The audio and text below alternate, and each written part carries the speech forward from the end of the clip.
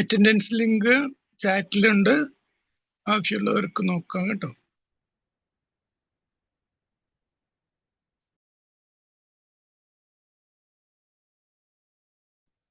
ഹരേ കൃഷ്ണ പ്രഭുജി. ഹരേ Krishna. Attendance link chat ബോക്സിൽ ഇട്ടിട്ടുണ്ട് എന്ന് പറഞ്ഞതാണ്. ഓക്കെ, ഹരേ കൃഷ്ണ. കേൾക്കുന്നുണ്ടല്ലോ അല്ലേ? ഹരേ കൃഷ്ണ. ഹരേ കൃഷ്ണ മാതാജി. ഹരേ കൃഷ്ണ. ദണ്ഡവത് പ്രണാം. ഹരേ കൃഷ്ണ. ഹരേ കൃഷ്ണ. ഹരേ കൃഷ്ണ. കുറെ നാളായില്ലേ നമ്മൾ കണ്ടിട്ട്. കഴിഞ്ഞ ആഴ്ച ക്ലാസ് ഇല്ലാത്തത് കൊണ്ട് എല്ലാരും നന്നായിട്ട് ശ്ലോക ടെസ്റ്റ് നന്നായിട്ട് അറ്റൻഡ് ചെയ്തു എന്ന് പ്രഭു പറഞ്ഞിരുന്നു. നല്ല ബാച്ചാണ്, എല്ലാരും നന്നായിട്ട് ചൊല്ലിയെന്ന് പറഞ്ഞിരുന്നു കേട്ടോ. അതുകൊണ്ട് വളരെ സന്തോഷം. ഹരിബോൾ. ഹരേ കൃഷ്ണ. നമ്മുടെ നെക്സ്റ്റ് ചാപ്റ്റർ, രണ്ടാമത്തെ ചാപ്റ്ററിന്റെ ശ്ലോക ടെസ്റ്റ് ഈ വരുന്ന ശനിയാഴ്ച വെച്ചാല് ബുദ്ധിമുട്ട് അത് കാണുമോ? ഒരു ശ്ലോകയിലുള്ളൂ മാതാജി. ഒരു ശ്ലോകേ ഉള്ളൂ? അല്ലല്ല, ഇതിൽ രണ്ടുണ്ട്, ഇതിൽ മൂന്നുണ്ട്. അടുത്തത് ഒന്നേ ഉള്ളൂ. മൂന്നാമത്തേല് ഒന്നേ ഉള്ളൂ അല്ലേ?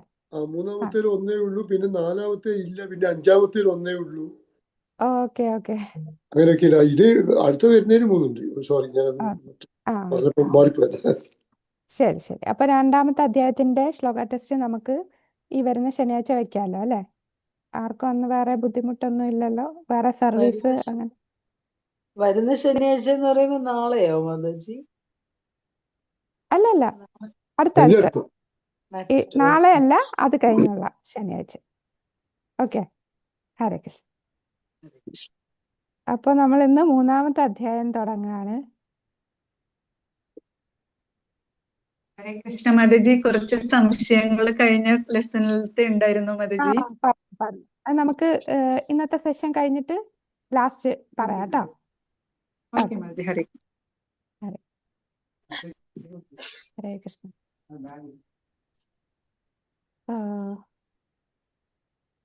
സ്ലൈഡിൽ കുറച്ച് പ്രശ്നമുണ്ട്. കാണുന്നുണ്ടോ സ്ലൈഡ്? സ്ക്രീൻ ഷെയർ ചെയ്ത്? ഇല്ല, സ്ലൈഡ് ലൈവ് വന്നു മാതാജി, പക്ഷേ സ്ക്രീൻ വന്നില്ല, സ്ലൈഡ് വന്നില്ല. കുറച്ച് ഇങ്ങനെ ട്രൈ ചെയ്തോണ്ടിരിക്കുകയാണ്.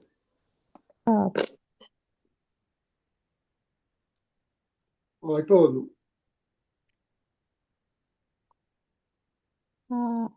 ഇപ്പൊ വന്നു. കാണാം അല്ലേ? ഓക്കെ. ഹരേ കൃഷ്ണ. ഓം നമോ ഭഗവതേ വാസുദേവായ. ഓം നമോ ഭഗവതേ വാസുദേവായ. ഓം നമോ ഭഗവതേ വാസുദേവായ. നാരായണം നമസ്കൃത്യ നരം ചൈവ നരോത്തമം ദേവീം സരസ്വതീം വ്യാസം തതോ ജയമുദീരയേത്. നഷ്ടപ്രായേഷു അഭദ്രേഷു നിത്യം ഭാഗവത സേവയ. ഭഗവതേ ഉത്തമ ശ്ലോകേ ഭക്തിർഭവതി നൈഷ്ഠികീ. മൂകം കരോതി വാചാലം പങ്കും ലംഘയത്തെ ഗിരിം യത്കൃപാതമഹം വന്ദേ ശ്രീഗുരു ദീനതാരുണം പരമാനന്ദമാധവം ശ്രീചൈതന്യമീശ്വരം. ഓം അജ്ഞാനതിമിരാന്ധസ്യ ജ്ഞാനാഞ്ജനശലാകയാ ചക്ഷുരുന്മീലിതം യേന തസ്മൈ ശ്രീഗുരുവേ നമഃ. ശ്രീചൈതന്യമനോഭീഷ്ടം സ്ഥാപിതം യേന ഭൂതലേ സ്വയം രൂപാ ഗതാ മഹ്യം ദദാതി സ്വപദാന്തികം. വന്ദേഹം ശ്രീഗുരു ശ്രീയുതപദകമലം ശ്രീഗുരും വൈഷ്ണവാംശ. ശ്രീരൂപം സാഗ്രജാതം സഹഗണ രഘുനാഥാനിധം തം സജീവം സാദ്വൈതം സാവധൂതം പരിജനസഹിതം കൃഷ്ണ ചൈതന്യ ദേവം ശ്രീരാധാകൃഷ്ണ പാദാൻ സഹഗണ ലളിതാ ശ്രീവിശാഖാന്വിതാംശ. ഹേ കൃഷ്ണ കരുണാ സിന്ധു ദീനബന്ധോ ജഗത്പദേ ഗോപേശ ഗോപികാകാന്ത രാധാകാന്ത നമോസ്തുതേ. തപ്തകാഞ്ചന ഗൗരാംഗീ ശ്രീരാധേ വൃന്ദാവനേശ്വരി വൃഷഭാനുസുതേ ദേവി പ്രണമാമി ഹരിപ്രിയേ. വാഞ്ചാകൽപതരുഭ്യശ്ച കൃപാ സിന്ധുഭ്യൈവ ച പതിതാനാം പാവനേഭ്യോ വൈഷ്ണവേഭ്യോ നമോ നമഃ. നമോ ഓം വിഷ്ണുപാദായ കൃഷ്ണപ്രേഷ്ഠായ ഭൂതലേ ശ്രീമതേ ഭക്തിവേദാന്ത സ്വാമിനിധി നാമിനെ. നമസ്തേ സരസ്വതേ ദേവേ ഗൗരവാണി പ്രചാരിണേ നിർവിശേഷശൂന്യവാദി പാശ്ചാത്യ ദേശതാരിണേ. ജയ ശ്രീകൃഷ്ണ ചൈതന്യ പ്രഭു നിത്യാനന്ദ ശ്രീ അദ്വൈത ഗദാധര ശ്രീവാസാദി ഗൗരഭക്തവൃന്ദ. ഹരേ കൃഷ്ണ കൃഷ്ണ കൃഷ്ണ ഹരേ ഹരേ ഹരേ രാമ രാമ രാമ ഹരേ ഹരേ. ഹരേ കൃഷ്ണ കൃഷ്ണ കൃഷ്ണ ഹരേ ഹരേ ഹരേ രാമ രാമ രാമ ഹരേ ഹരേ. ഹരേ കൃഷ്ണ കൃഷ്ണ കൃഷ്ണ ഹരേ ഹരേ ഹരേ രാമ ഹരേ രാം ഹരേ രാം രാമ രാമ രാം ഹരേ ഹരേ.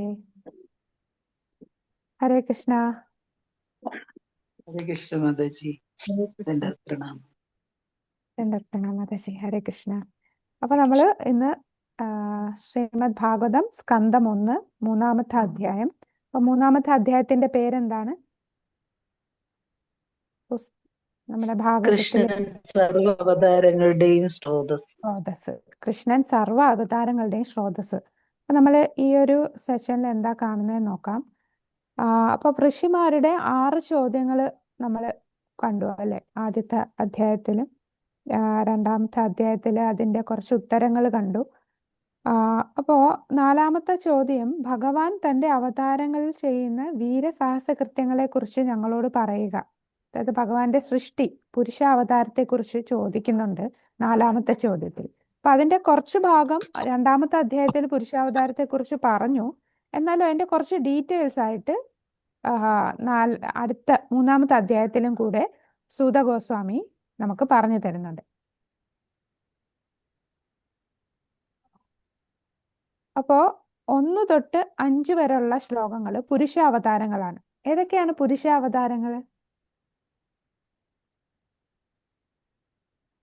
ക്ഷീരോദകശായ വിഷ്ണു, മഹാവിഷ്ണു, കാരണോദശകായ വിഷ്ണു, ഗർഭോദശകായ വിഷ്ണു, ക്ഷീരോദശകായ വിഷ്ണു. കാരണോദകശായ വിഷ്ണു അല്ലെങ്കിൽ കാരണോദകശായ വിഷ്ണുവിന്റെ മറ്റൊരു പേര് കാരണോദകശായ വിഷ്ണു എന്ന് പറയുന്നത് മഹാവിഷ്ണു. മഹാവിഷ്ണു. പിന്നെ ഗർഭോദകശായ വിഷ്ണു, അതിനുശേഷം നമുക്കറിയാം ക്ഷീരോദകശായ വിഷ്ണു. അപ്പൊ ഈ 3 പുരുഷാവതാരങ്ങളെ കുറിച്ച് സൂത ഗോസ്വാമി വ്യക്തമായി പറയുന്നുണ്ട്. ഡീറ്റെയിൽസ്, ക്രിയേഷന്റെ കൂടുതൽ ഡീറ്റെയിൽസ് നമ്മൾ വരുന്ന 3ാമത്തെ സ്കന്ധത്തിലാണ് ഡീറ്റെയിൽഡ് ആയിട്ടുള്ളത്. ഇത് ജസ്റ്റ് ഒരു ഇൻട്രൊഡക്ഷൻ പോലെ എന്തൊക്കെയാണ് പുരുഷാവതാരങ്ങൾ എന്നുള്ള രീതിയിൽ പറയുന്നതാണ്. പിന്നെ ഗോലോക ചാർട്ട് എല്ലാവർക്കും അറിയാമല്ലോ. നമുക്ക് ഗോലോക ചാർട്ടില് ഭഗവാൻ അവതാരം, പുരുഷാവതാരം എടുത്തപ്പോ എങ്ങനെയാണ് കാരണോദകശായ വിഷ്ണുവിന്റെ ശരീരത്തിൽ നിന്നും രോമകൂപങ്ങളുടെ ഇടയിൽ കൂടെ, ശരീരത്തിലെ സുഷിരങ്ങളുടെ ഇടയിൽ കൂടി ബ്രഹ്മാണ്ടങ്ങൾ വരുന്നതും, ഓരോ ബ്രഹ്മാണ്ടത്തിന്റെ ഉള്ളിൽ ഗർഭോദകശായ വിഷ്ണുവും ഓരോ ജീവജാലങ്ങളുടെ ഉള്ളിൽ ക്ഷീരോദകശായ വിഷ്ണുവായിട്ട് ആവിർഭവിക്കുന്നത്. അത് നമുക്കറിയാം. അപ്പോൾ ആ സ്ലൈഡ് എനിക്ക് തോന്നുന്നു അത് നമുക്ക് തറവായതുകൊണ്ട് അത് ഷെയർ ചെയ്യണ്ട എന്ന് തോന്നുന്നു. അഥവാ എന്തെങ്കിലും ഒരു ഡൗട്ട് ഉണ്ടെങ്കിൽ നമുക്ക് ഗോലോക ചാർട്ടൂടെ നോക്കി എക്സ്പ്ലെയിൻ ചെയ്യാം. അപ്പൊ ഇപ്പോൾ നമുക്ക് എന്താണ് ഈ ഇതിൽ മൊത്തം 44 ശ്ലോകം എങ്ങനെ ഡിവൈഡ് ചെയ്തിരിക്കുന്നു എന്നുള്ളത് നോക്കാം. അധ്യായത്തിന്റെ അവലോകനം. 1 തൊട്ട് 5 വരെയുള്ള ശ്ലോകങ്ങൾ പുരുഷാവതാരങ്ങൾ, 6 തൊട്ട് 29 വരെയുള്ള ശ്ലോകങ്ങൾ ഭഗവാന്റെ അവതാരവും അവയുടെ ഉറവിടമായ കൃഷ്ണനും. അപ്പൊ ഭഗവാന്റെ 22 അവതാരങ്ങളെ കുറിച്ച് പറയുന്നുണ്ട്. പിന്നെ എല്ലാ അവതാരങ്ങളെ കുറിച്ച് പറഞ്ഞതിന് ശേഷം ഭഗവാൻ സൂത ഗോസ്വാമി പറയുന്നുണ്ട് എല്ലാ അവതാരങ്ങളുടെയും ഏതേച്ചാംസ കലാപുംസ കൃഷ്ണസ്തു ഭഗവാൻ സ്വയം എന്നും പറയുന്നുണ്ട്. എല്ലാ അവതാരങ്ങളുടെയും സ്രോതസ് അത് കൃഷ്ണനാണെന്നും പറയുന്നുണ്ട്. അപ്പൊ ഭഗവാന്റെ അവതാരങ്ങൾ എന്ന് പറഞ്ഞാൽ തിരമാലകൾ പോലെ എണ്ണാൻ പറ്റാത്തതാണ്. പിന്നെ 30 തൊട്ട് 34 വരെയുള്ള ശ്ലോകത്തില് ജീവന്റെയും വിരാട് രൂപത്തിന്റെയും സാങ്കല്പിക ഭൗതിക രൂപങ്ങൾ പറയുന്നു. 35 മുതൽ 39 വരെയുള്ള ശ്ലോകങ്ങളിൽ ഭഗവാനെ വിവരിക്കുകയും മനസ്സിലാക്കുകയും ചെയ്യുക. പിന്നെ 40 തൊട്ട് 44 വരെയുള്ള ശ്ലോകത്തില് നമ്മുടെ ശ്രീമദ് ഭാഗവതത്തിന്റെ മഹത്വത്തെ കുറിച്ച് പറയുന്നതാണ്. സൂത ഗോസ്വാമി സൂത ഗോസ്വാമിയോട് ചോദിച്ച ലാസ്റ്റ് ചോദ്യം, 6ാമത്തെ ചോദ്യം, നൈമിഷാരണ്യത്തിലെ ഋഷിമാർ ചോദിച്ച 6ാമത്തെ ചോദ്യം, ആ ഉത്തരമെല്ലാം ഈ 40 മുതൽ 44 ശ്ലോകത്തിന്റെ ഇടയിൽ വരുന്നതാണ്. അപ്പൊ നമുക്ക് ഇന്നൊരു 15 ശ്ലോകം വരെ എടുക്കാമെന്നാണ് കരുതുന്നത്. നമുക്ക് നോക്കാം.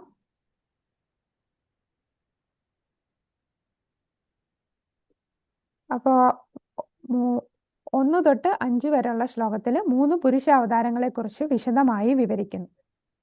6 മുതൽ 11 വരെയുള്ള ശ്ലോകങ്ങളിൽ 5 അവതാരങ്ങൾ, ഭഗവാന്റെ 5 അവതാരങ്ങൾ. അപ്പോൾ 3 പുരുഷാവതാരങ്ങൾ നമുക്ക് നോക്കാം.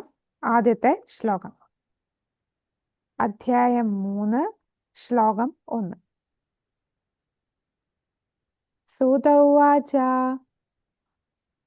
ജക്രേ പൗരുഷം രൂപം ഭഗവാൻ മഹത്താദിഭിः സംഭൂതാം ഷോഡശാകാലം ആദൗ ലോകാശിശിർക്ഷയാ.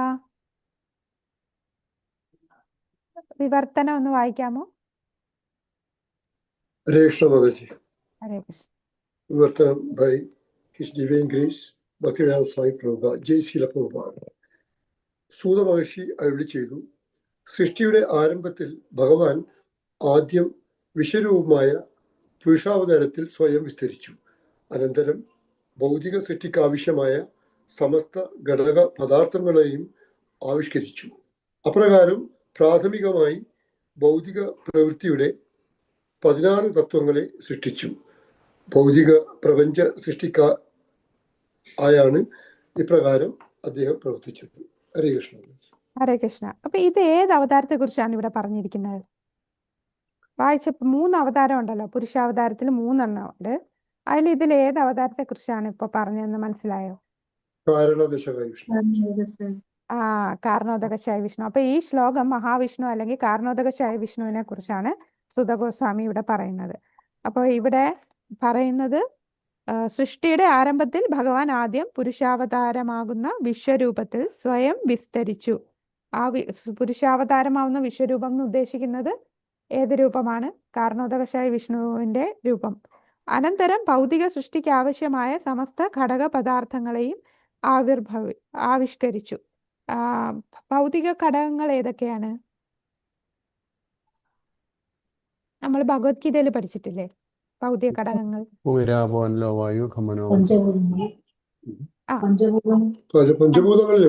പഞ്ചഭൂതങ്ങളുണ്ട്. മൊത്തം 24 ഘടകങ്ങളെ കുറിച്ച് നമ്മൾ പറയുന്നില്ലേ? പഞ്ചേന്ദ്രിയങ്ങൾ, ഇന്ദ്രിയ വിഷയങ്ങൾ, 10 ഇന്ദ്രിയങ്ങള്, പിന്നെ മനസ്സ്, അല്ലേ? അതാണ് ആ 24 ഘടകങ്ങളാണ് ഇവിടെ. പക്ഷേ ഇവിടെ ഭഗവാൻ സൂത ഗോസ്വാമി ഇവിടെ പറയുമ്പോൾ 16 തത്വങ്ങളെ കുറിച്ചേ പറയുന്നുള്ളൂ. അത് നമ്മൾ പലപ്പോഴും ഭഗവത്ഗീതയിൽ തന്നെ ചിലടത്ത് 6 എന്താണ് ഭൂമി അപ്പോ നലോ വായു കമ്പനോ ബുദ്ധിരേവച, അവിടെ കുറച്ചെണ്ണേ പറയുന്നുള്ളൂ. വേറൊരിടത്ത് 24 പറയുന്നുണ്ട്, വേറൊരിടത്ത് 16 പറയും. അപ്പൊ അങ്ങനെ അത് ഓരോ കാറ്റഗറി ആയിട്ട് ഇങ്ങനെ പറയുന്നതേ ഉള്ളൂ. ശരിക്കും 24 ഘടകങ്ങളാണ്. ഈ ശ്ലോകത്തില് 16 ഘടകങ്ങൾ പറയുന്നുള്ളൂ.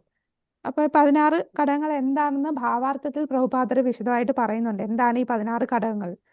അപ്പൊ കാരണോദകശായി വിഷ്ണു ആയിട്ട് വിസ്തരിച്ചിട്ട് എന്താണ് കാരണോദകശായി വിഷ്ണു ചെയ്യുന്നത്? സമസ്ത ഭൗതിക ഘടകങ്ങൾ പദാർത്ഥങ്ങളെ ആവിഷ്കരിച്ചു. അപ്രകാരം ആദ്യം ഭൗതിക പ്രവൃത്തിയുടെ 16 തത്വങ്ങൾ സൃഷ്ടി സംഭവിച്ചു. ഭൗതിക പ്രപഞ്ചങ്ങളുടെ സൃഷ്ടിക്കായാണ് ഇത് ചെയ്തത്.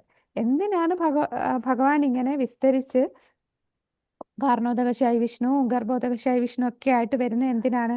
ഭൗതിക പ്രപഞ്ച സൃഷ്ടിക്കാണ്, അല്ലെ? ഇത് എന്തിനാ ഭഗവാൻ ഭൗതിക പ്രപഞ്ചം സൃഷ്ടിക്കുന്നത്?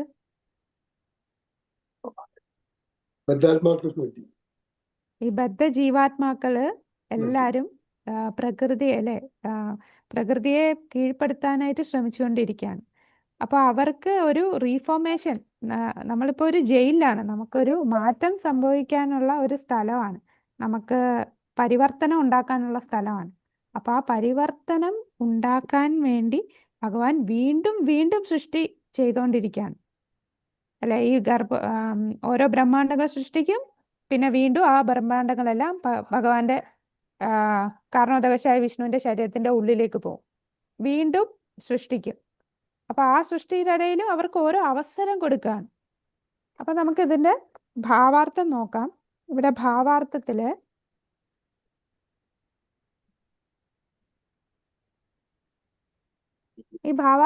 നമ്മൾ ആദ്യത്തെ പാരഗ്രാഫ് കാണുമ്പോൾ ഇതിൽ ഓരോ പുരുഷ അവതാരത്തെയും പരമാത്മാവായിട്ടാണ് പറയുന്നത്.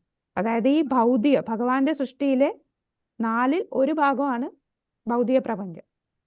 ആ ഭൗതിക പ്രപഞ്ചത്തിന്റെ മൊത്തത്തിന്റെ പരമാത്മാവായിട്ടാണ് കാരണോദകശായ വിഷ്ണു. എന്നിട്ട് കാരണോദകശായ വിഷ്ണുവിന്റെ ശരീരത്തിൽ നിന്ന് ബ്രഹ്മാണ്ടം ഉണ്ടാവും. ഈ ഓരോ ബ്രഹ്മാണ്ടത്തിന്റെ പരമാത്മാവായിട്ട് ആരെയായിരിക്കും വരിക? ആ ഗർഭോദകശായ വിഷ്ണു. ഓരോ ബ്രഹ്മാണ്ടത്തിന്റെ ഉള്ളിലെ പരമാത്മാവാണ് ഗർഭോദകശായ വിഷ്ണു. ഇനി ഓരോ ജീവജാലങ്ങളുടെ ഉള്ളിൽ പരമാത്മാവായിട്ടാണ് ക്ഷീരോദകശായ വിഷ്ണു. പിന്നെ ഓരോ അണുവിലും എല്ലാം ക്ഷീരോദകശായ വിഷ്ണു വരുന്നു. അപ്പൊ അതാണ് ആദ്യത്തെ പാരഗ്രാഫില് ഈ പുരുഷാവതാരത്തെ ഒരു പരമാത്മ പോലെ പറയുന്നുണ്ട്. പിന്നെ ഏതൊക്കെയാണ് പുരുഷാവതാരങ്ങൾ എന്ന് പറയുന്നുണ്ട്. ഇനി രണ്ടാമത്തെ പാരഗ്രാഫ് നോക്കുമ്പോൾ അവിടെ പറയുന്നുണ്ട് എന്തിനാണ് ഭഗവാൻ ഇങ്ങനെ സൃഷ്ടി സ്ഥിതിയൊക്കെ ചെയ്യുന്നത്. അപ്പൊ നിശ്ചിത ഇടവേളകളിൽ ഭൗതിക ലോകം സൃഷ്ടിക്കപ്പെടുന്നുവെന്നും വീണ്ടും സംഹരിക്കപ്പെടുന്നുവെന്നും ഭഗവത്ഗീതയിൽ പ്രതിപാദിച്ചിരിക്കുന്നു. ഇത് വളരെ പ്രധാനപ്പെട്ട ഒരു ലൈനാണ്. ബദ്ധാത്മാക്കൾ അഥവാ നിത്യബദ്ധ ജീവാത്മാക്കൾ കാരണമായി ഈ സൃഷ്ടി സംഹാരങ്ങൾ പരമേച്ഛയാൽ നിർവഹിക്കപ്പെടുന്നു. നിത്യബദ്ധാത്മാക്കൾക്ക് ഞാനെന്ന ഭാവം അഥവാ അഹങ്കാരമുണ്ട്. ആ അഹങ്കാരം ജീവാത്മാക്കളെ അവരുടെ സ്വരൂപസ്ഥിതിയിൽ അവർക്ക് സാധ്യമല്ലാത്തതായ ഇന്ദ്രിയാസ്വാദനത്തിന് പ്രേരിപ്പിക്കുന്നു. ഭഗവാനാണ് ഏക ആസ്വാദകൻ, മറ്റുള്ളവർ ആസ്വദിക്കപ്പെടുന്നവരാണ്.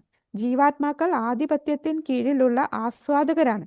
എന്നാൽ ഈ സ്വരൂപസ്ഥിതിയെ വിസ്മരിച്ചതിനാൽ നിത്യബദ്ധാത്മാക്കൾക്ക് ആസ്വദിക്കുവാനുള്ള തീവ്ര അഭിലാഷമുണ്ട്.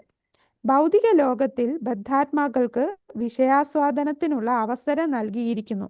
അതോടൊപ്പം തന്നെ അവരുടെ യഥാർത്ഥ സ്വരൂപാവസ്ഥയെ മനസ്സിലാക്കുന്നതിനുള്ള സന്ദർഭവും നൽകിയിരിക്കുന്നു. അപ്പോൾ ഒരു അവസരം തരികയാണ് ഓരോ ജീവാത്മാക്കൾക്കും ഈ ഭൗതിക പ്രപഞ്ചം.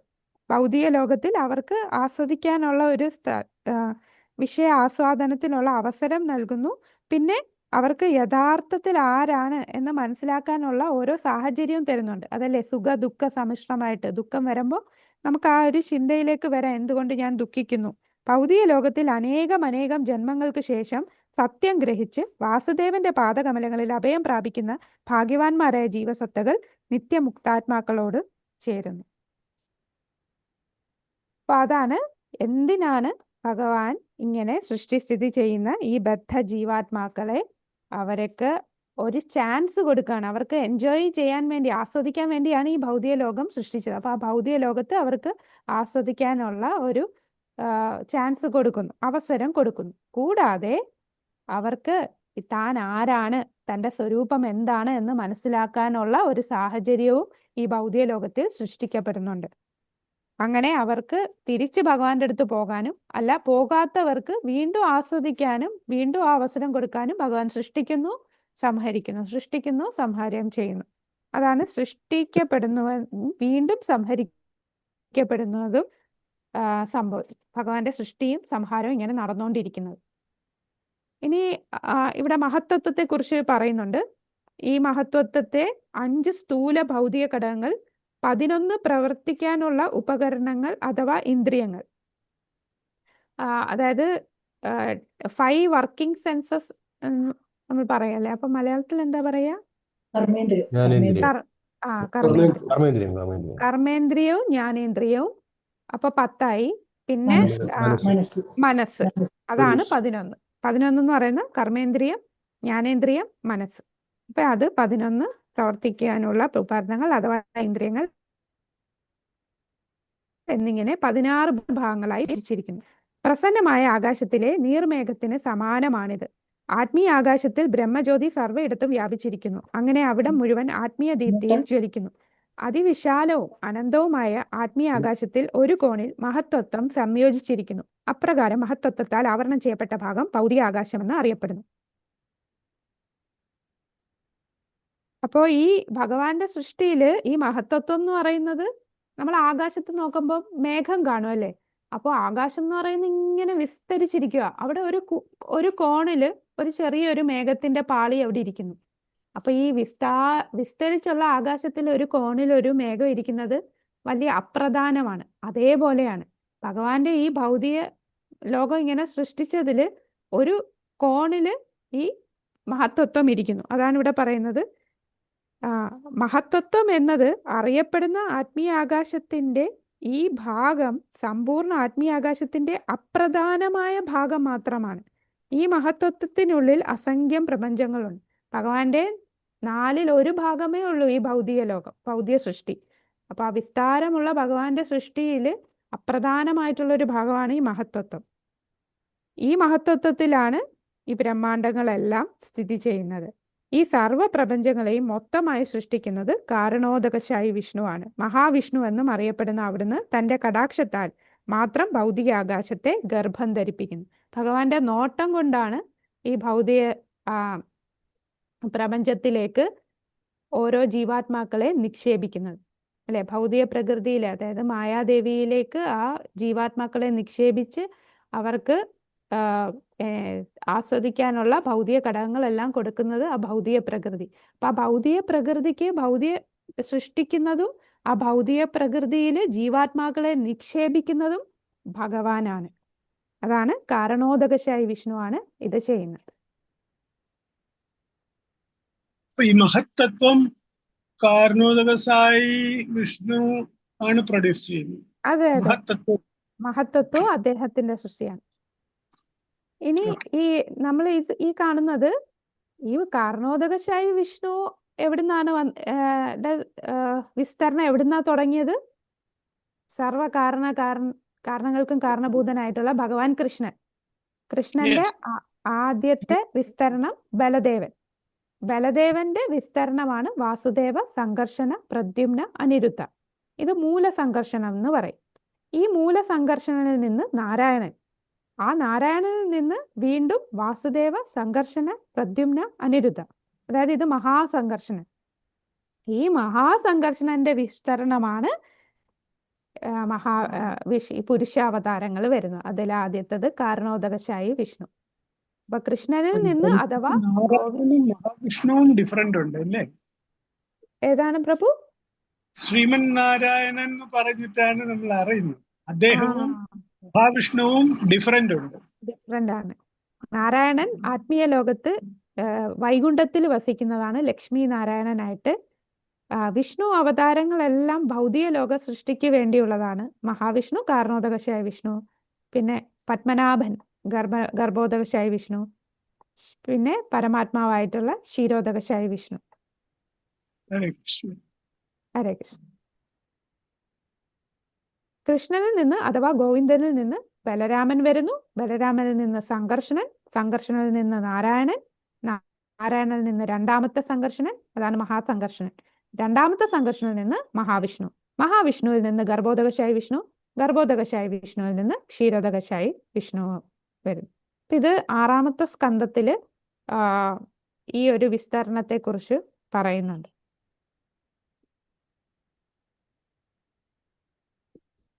ഇപ്പൊ 3 പുരുഷ രൂപങ്ങളുണ്ട്.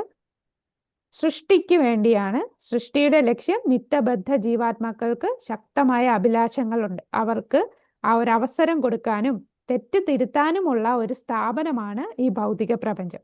മഹത്തത്വത്തിന്റെ 16 ഘടകങ്ങൾ, 5 സ്ഥൂല പ്രകൃതി, 5 ജ്ഞാനേന്ദ്രിയങ്ങൾ, കർമ്മേന്ദ്രിയങ്ങൾ, മനസ്സ്. ഭഗവത്ഗീത മുതലായവ ഉൾപ്പെടെ വ്യത്യസ്ത സ്ഥലങ്ങളിൽ നൽകിയിരിക്കുന്ന ഭൗതിക ഘടകങ്ങളുടെ വ്യത്യസ്ത എണ്ണങ്ങൾ.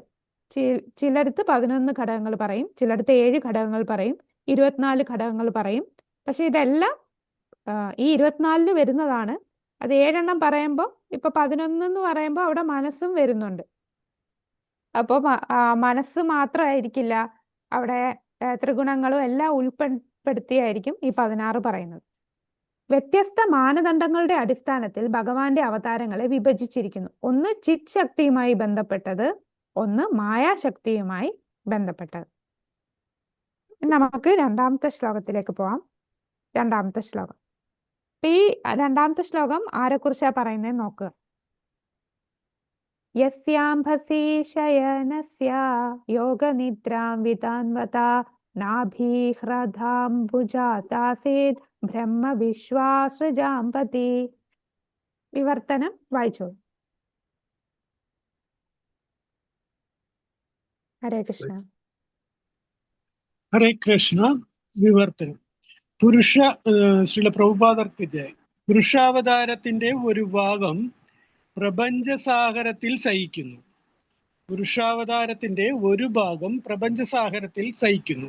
പുരുഷാവതാര ശരീരത്തിലെ നാഭീസരസിൽ നിന്നും ഒരു താമരത്തണ്ട് പൊന്തി വരികയും ആ തണ്ടിന്റെ അഗ്രത്ത് വിടർന്ന ദിവ്യമായ താമരപ്പൂവിൽ സർവശക്തികളുടെയും അധിപനായ വിശ്വസൃഷ്ടാവായ പത്മസംഭവൻ, അതായത് ബ്രഹ്മദേവൻ പ്രത്യക്ഷപ്പെടുകയും ചെയ്തു. ഹരേ കൃഷ്ണ. ഹരേ കൃഷ്ണ. അപ്പൊ ഇത് ഏത് അവതാരത്തെ കുറിച്ചാണ് പറയുന്നത്? ഗർഭോദശായ വിഷ്ണു. ഗർഭോദകശായ വിഷ്ണു അല്ലെ. ഇപ്പോ പുരുഷ് ഫസ്റ്റ് ലൈൻ ഒന്ന് വായിച്ചേ പ്രഭു. ഒരു ഭാഗം എന്ന് പറഞ്ഞ് പുരുഷ അവതാരത്തിന്റെ ഒരു ഭാഗം പുരുഷാവതാരം. വഹിക്കുന്നു. ഓക്കെ, അപ്പൊ പുരുഷ അവതാരത്തിന്റെ ഒരു ഭാഗം എന്ന് വെച്ചാൽ കാരണോദകശായി വിഷ്ണു, മഹാവിഷ്ണുവിന്റെ ഒരു ഭാഗം, മഹാവിഷ്ണുവിൽ നിന്ന് വിസ്തരിച്ചതാണ് ഗർഭോദകശായി വിഷ്ണു. അതുകൊണ്ടാണ് ഈ പുരുഷാവതാരത്തിന്റെ ഒരു ഭാഗം പ്രപഞ്ച ജലത്തിൽ ശയിക്കുന്നു. അപ്പൊ ഗർഭോദകശായി വിഷ്ണു എവിടെയാണ് ശയിക്കുന്നത്? ഗർഭോദകശായി വിഷ്ണു ഗർഭോദക സ്വന്തം ഗർഭോദക ഗർഭോദക കടലിലല്ലേ? അത് മറ്റേത് ക്ഷീരോദകമല്ലേ? പാൽക്കടൽ എന്ന് പറയുന്നത് ക്ഷീരോദകം. പാൽക്കടൽ എന്ന് പറയുന്നത് ക്ഷീരോദകശായി വിഷ്ണു. ശരീരത്തിൽ നിന്നുള്ള വേർപ്പിനാലല്ലേ മാതാജി ഇതുണ്ടാക്കിയിരിക്കുന്നത്? അതെ അതെ, ശരീരത്തിലുള്ള വേർപ്പിനാൽ ഉണ്ടാക്കിയ സമുദ്രത്തിൽ ശയിക്കുന്നു. ജയിക്കുന്നത്. അപ്പോൾ നമുക്ക് ഗോലോക ചാർട്ടിൽ നോക്കുമ്പോൾ കുറച്ചുകൂടെ ക്ലിയർ ആവും.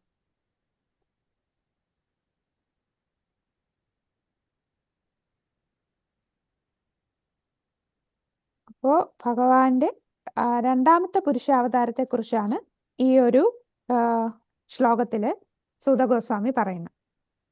ഇത് സ്ലൈഡ് വന്നുകൊണ്ടിരിക്കുകയാണ്, അപ്പോഴത്തേക്ക് നമുക്കിത് നോക്കാം. അപ്പൊ ആദ്യത്തെ പുരുഷാവതാരം കാരണോദകശായി വിഷ്ണു. അദ്ദേഹത്തിന്റെ ഇത് കാണുന്നുണ്ടല്ലോ, സ്ക്രീൻ ഇപ്പൊ കാണുന്നുണ്ടോ മാതാജി, പ്രഭുജി? കാണാം. ഇതാണ് നമ്മളുടെ കാരണോദകശായി വിഷ്ണു. അദ്ദേഹത്തിന്റെ രോമകൂപങ്ങളിൽ നിന്നാണ് ഈ സ്വർണ്ണ കളറിലുള്ളതാണ് നമ്മുടെ ഓരോ ബ്രഹ്മാണ്ടങ്ങൾ. അപ്പൊ ഈ ബ്രഹ്മാണ്ടങ്ങൾ കാരണസാഗരത്തിൽ ശയിക്കുന്നു.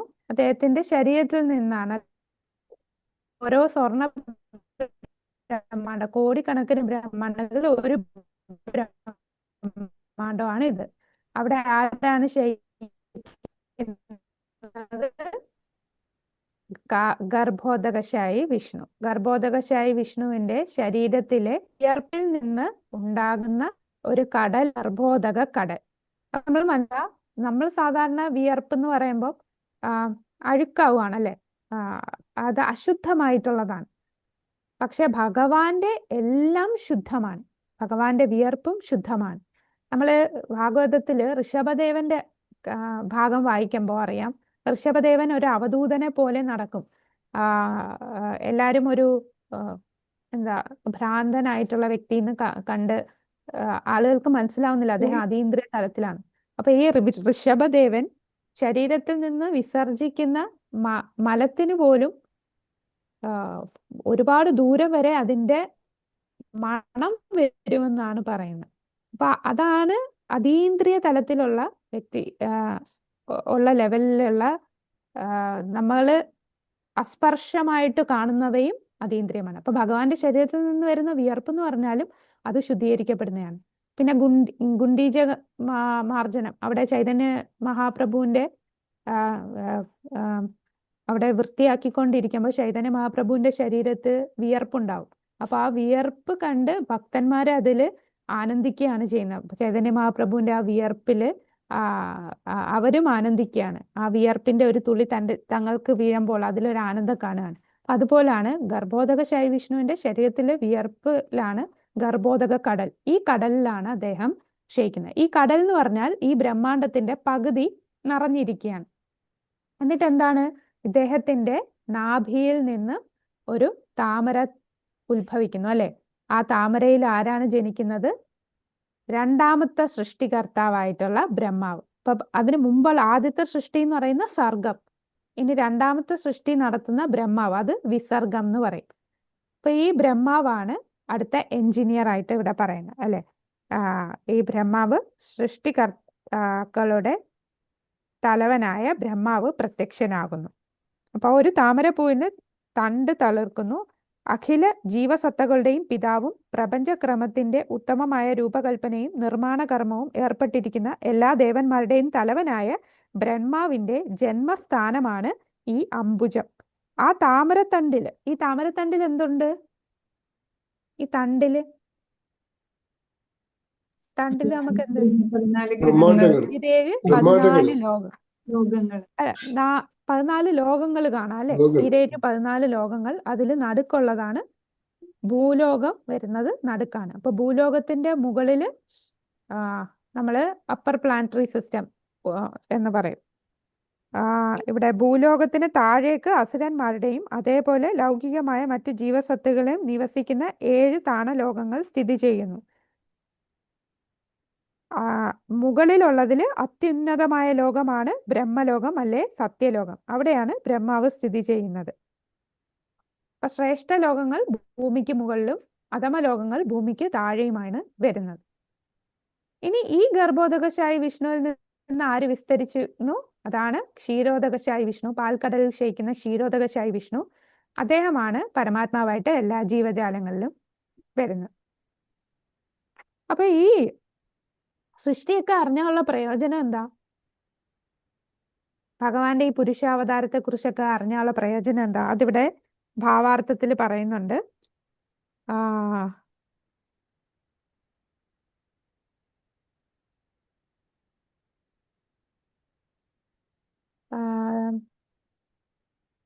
അത് ആകയാൽ ഇവിടെ പരമദിവ്യോത്തമ പുരുഷന്റെ ഈ സമഗ്ര രൂപങ്ങളെയെല്ലാം അറിയുന്ന ഒരാൾ ഭഗവാനെ ഉചിതമായി മനസ്സിലാക്കുന്നു.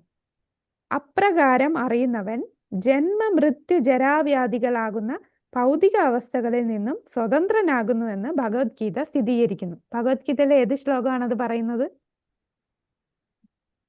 ഭഗവാന്റെ ഈ ജന്മകർമ്മജമേ ദിവ്യം ജന്മകർമ്മജമേ ദിവ്യം അതുമായിട്ട് സാദൃശ്യം വരുന്നതാണ് അല്ലെ? അപ്പൊ ഭഗവാന്റെ ഈ അവതാരങ്ങൾ അല്ലെ, ഈ വിസ്തരണങ്ങൾ, അതായത് പുരുഷാവതാരമാകുന്ന കാരണോദകശായി വിഷ്ണു, ഗർഭോദകശായി വിഷ്ണു, ക്ഷീരോദകശായി വിഷ്ണു.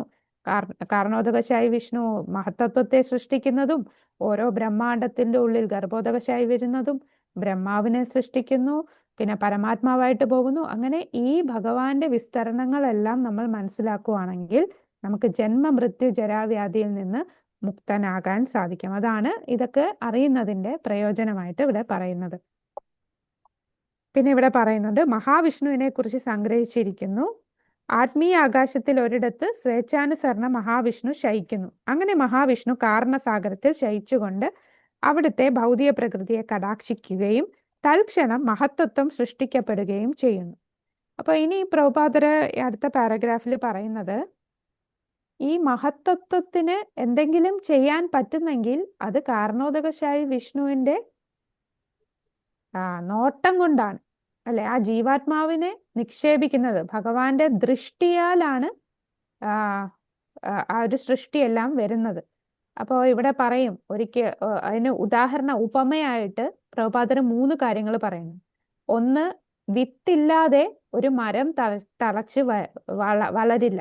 ഒരു മരമാകുന്നതും ഒരു വള്ളിയായാലും അതിന് കായ്കളും ഫലങ്ങളും ഒക്കെ വരുന്നത് അത് വിത്തുള്ളത് കൊണ്ട്, ആ വിത്തിൽ നിന്ന് വന്നിട്ടാണ്. അപ്പൊ ഒന്നും ഒരു കാരണമില്ലാതെ ഉണ്ടാകില്ല. അപ്പൊ ഈ സൃഷ്ടി നടന്നതും ആ കാരണോദകശായി വിഷ്ണു സൃഷ്ടിക്ക് ഉള്ള തുടക്കം കൊടുത്ത മഹത്വത്തെ സൃഷ്ടിച്ചതും ജീവാത്മാക്കളെ നിക്ഷേപിച്ചത് കൊണ്ടാണ്. ഒരു സ്ത്രീക്ക് പുരുഷനില്ലാതെ ഗർഭം ധരിക്കാൻ സാധിക്കില്ല. ഒരു കുട്ടിയെ സ്ത്രീക്ക് ഉൽപ്പാദിപ്പിക്കണമെങ്കിൽ അവിടെ പുരുഷന്റെ സാന്നിധ്യം, പുരുഷന്റെ ബീജം ഉണ്ടായിരിക്കണം. അപ്പൊ അങ്ങനെ പല ഉപമകൾ ഇവിടെ പ്രഭുപാദർ ഭാവാർത്ഥത്തിൽ പറയുന്നുണ്ട്. അതുകൊണ്ട് ചിലര് ഈ ദേവി മഹാത്മ്യത്തിൽ പറയുന്നത് ദേവിയാണ് എല്ലാ സൃഷ്ടിയുടെയും കാരണങ്ങൾക്ക് കാരണം എന്നാണ് അവിടെ പറയുന്നത്.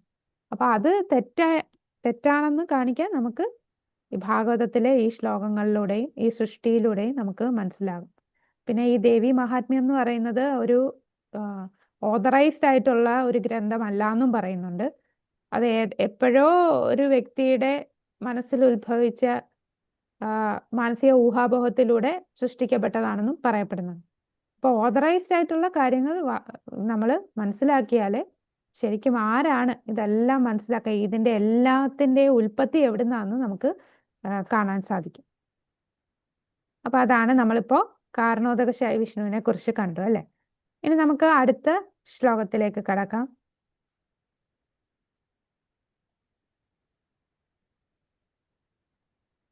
അടുത്ത ശ്ലോകം ഒന്ന് വായിക്കാമോ? ഹരേ കൃഷ്ണ. യസ്യാവയവ സംസ്ഥാനേ കൽപ്പിതോ ലോകവിസ്താരഃ തദ്വേ ഭഗവതോ രൂപം വിശുദ്ധം സത്വമൂർജിതം. ഹരേ കൃഷ്ണ. ഹരേ കൃഷ്ണ. ഭാവാർത്ഥം? വാർത്തവിവർത്തനോ? ഭാവാർത്ഥമല്ല, വിവർത്തനം. വിവർത്തനമായി ശ്രീ സഭേജനാനന്ദ ഭക്തിവേദാന്ത സ്വാമി ശ്രീല പ്രഭുപാദ്. ജയ ശ്രീല പ്രഭുപാദ്. വിശാലവും ബൃഹത്തുമായ പുരുഷ സ്വരൂപത്തിൽ സർവപ്രപഞ്ച ഗ്രഹവ്യൂഹങ്ങളും സ്ഥിതി ചെയ്യുന്നു.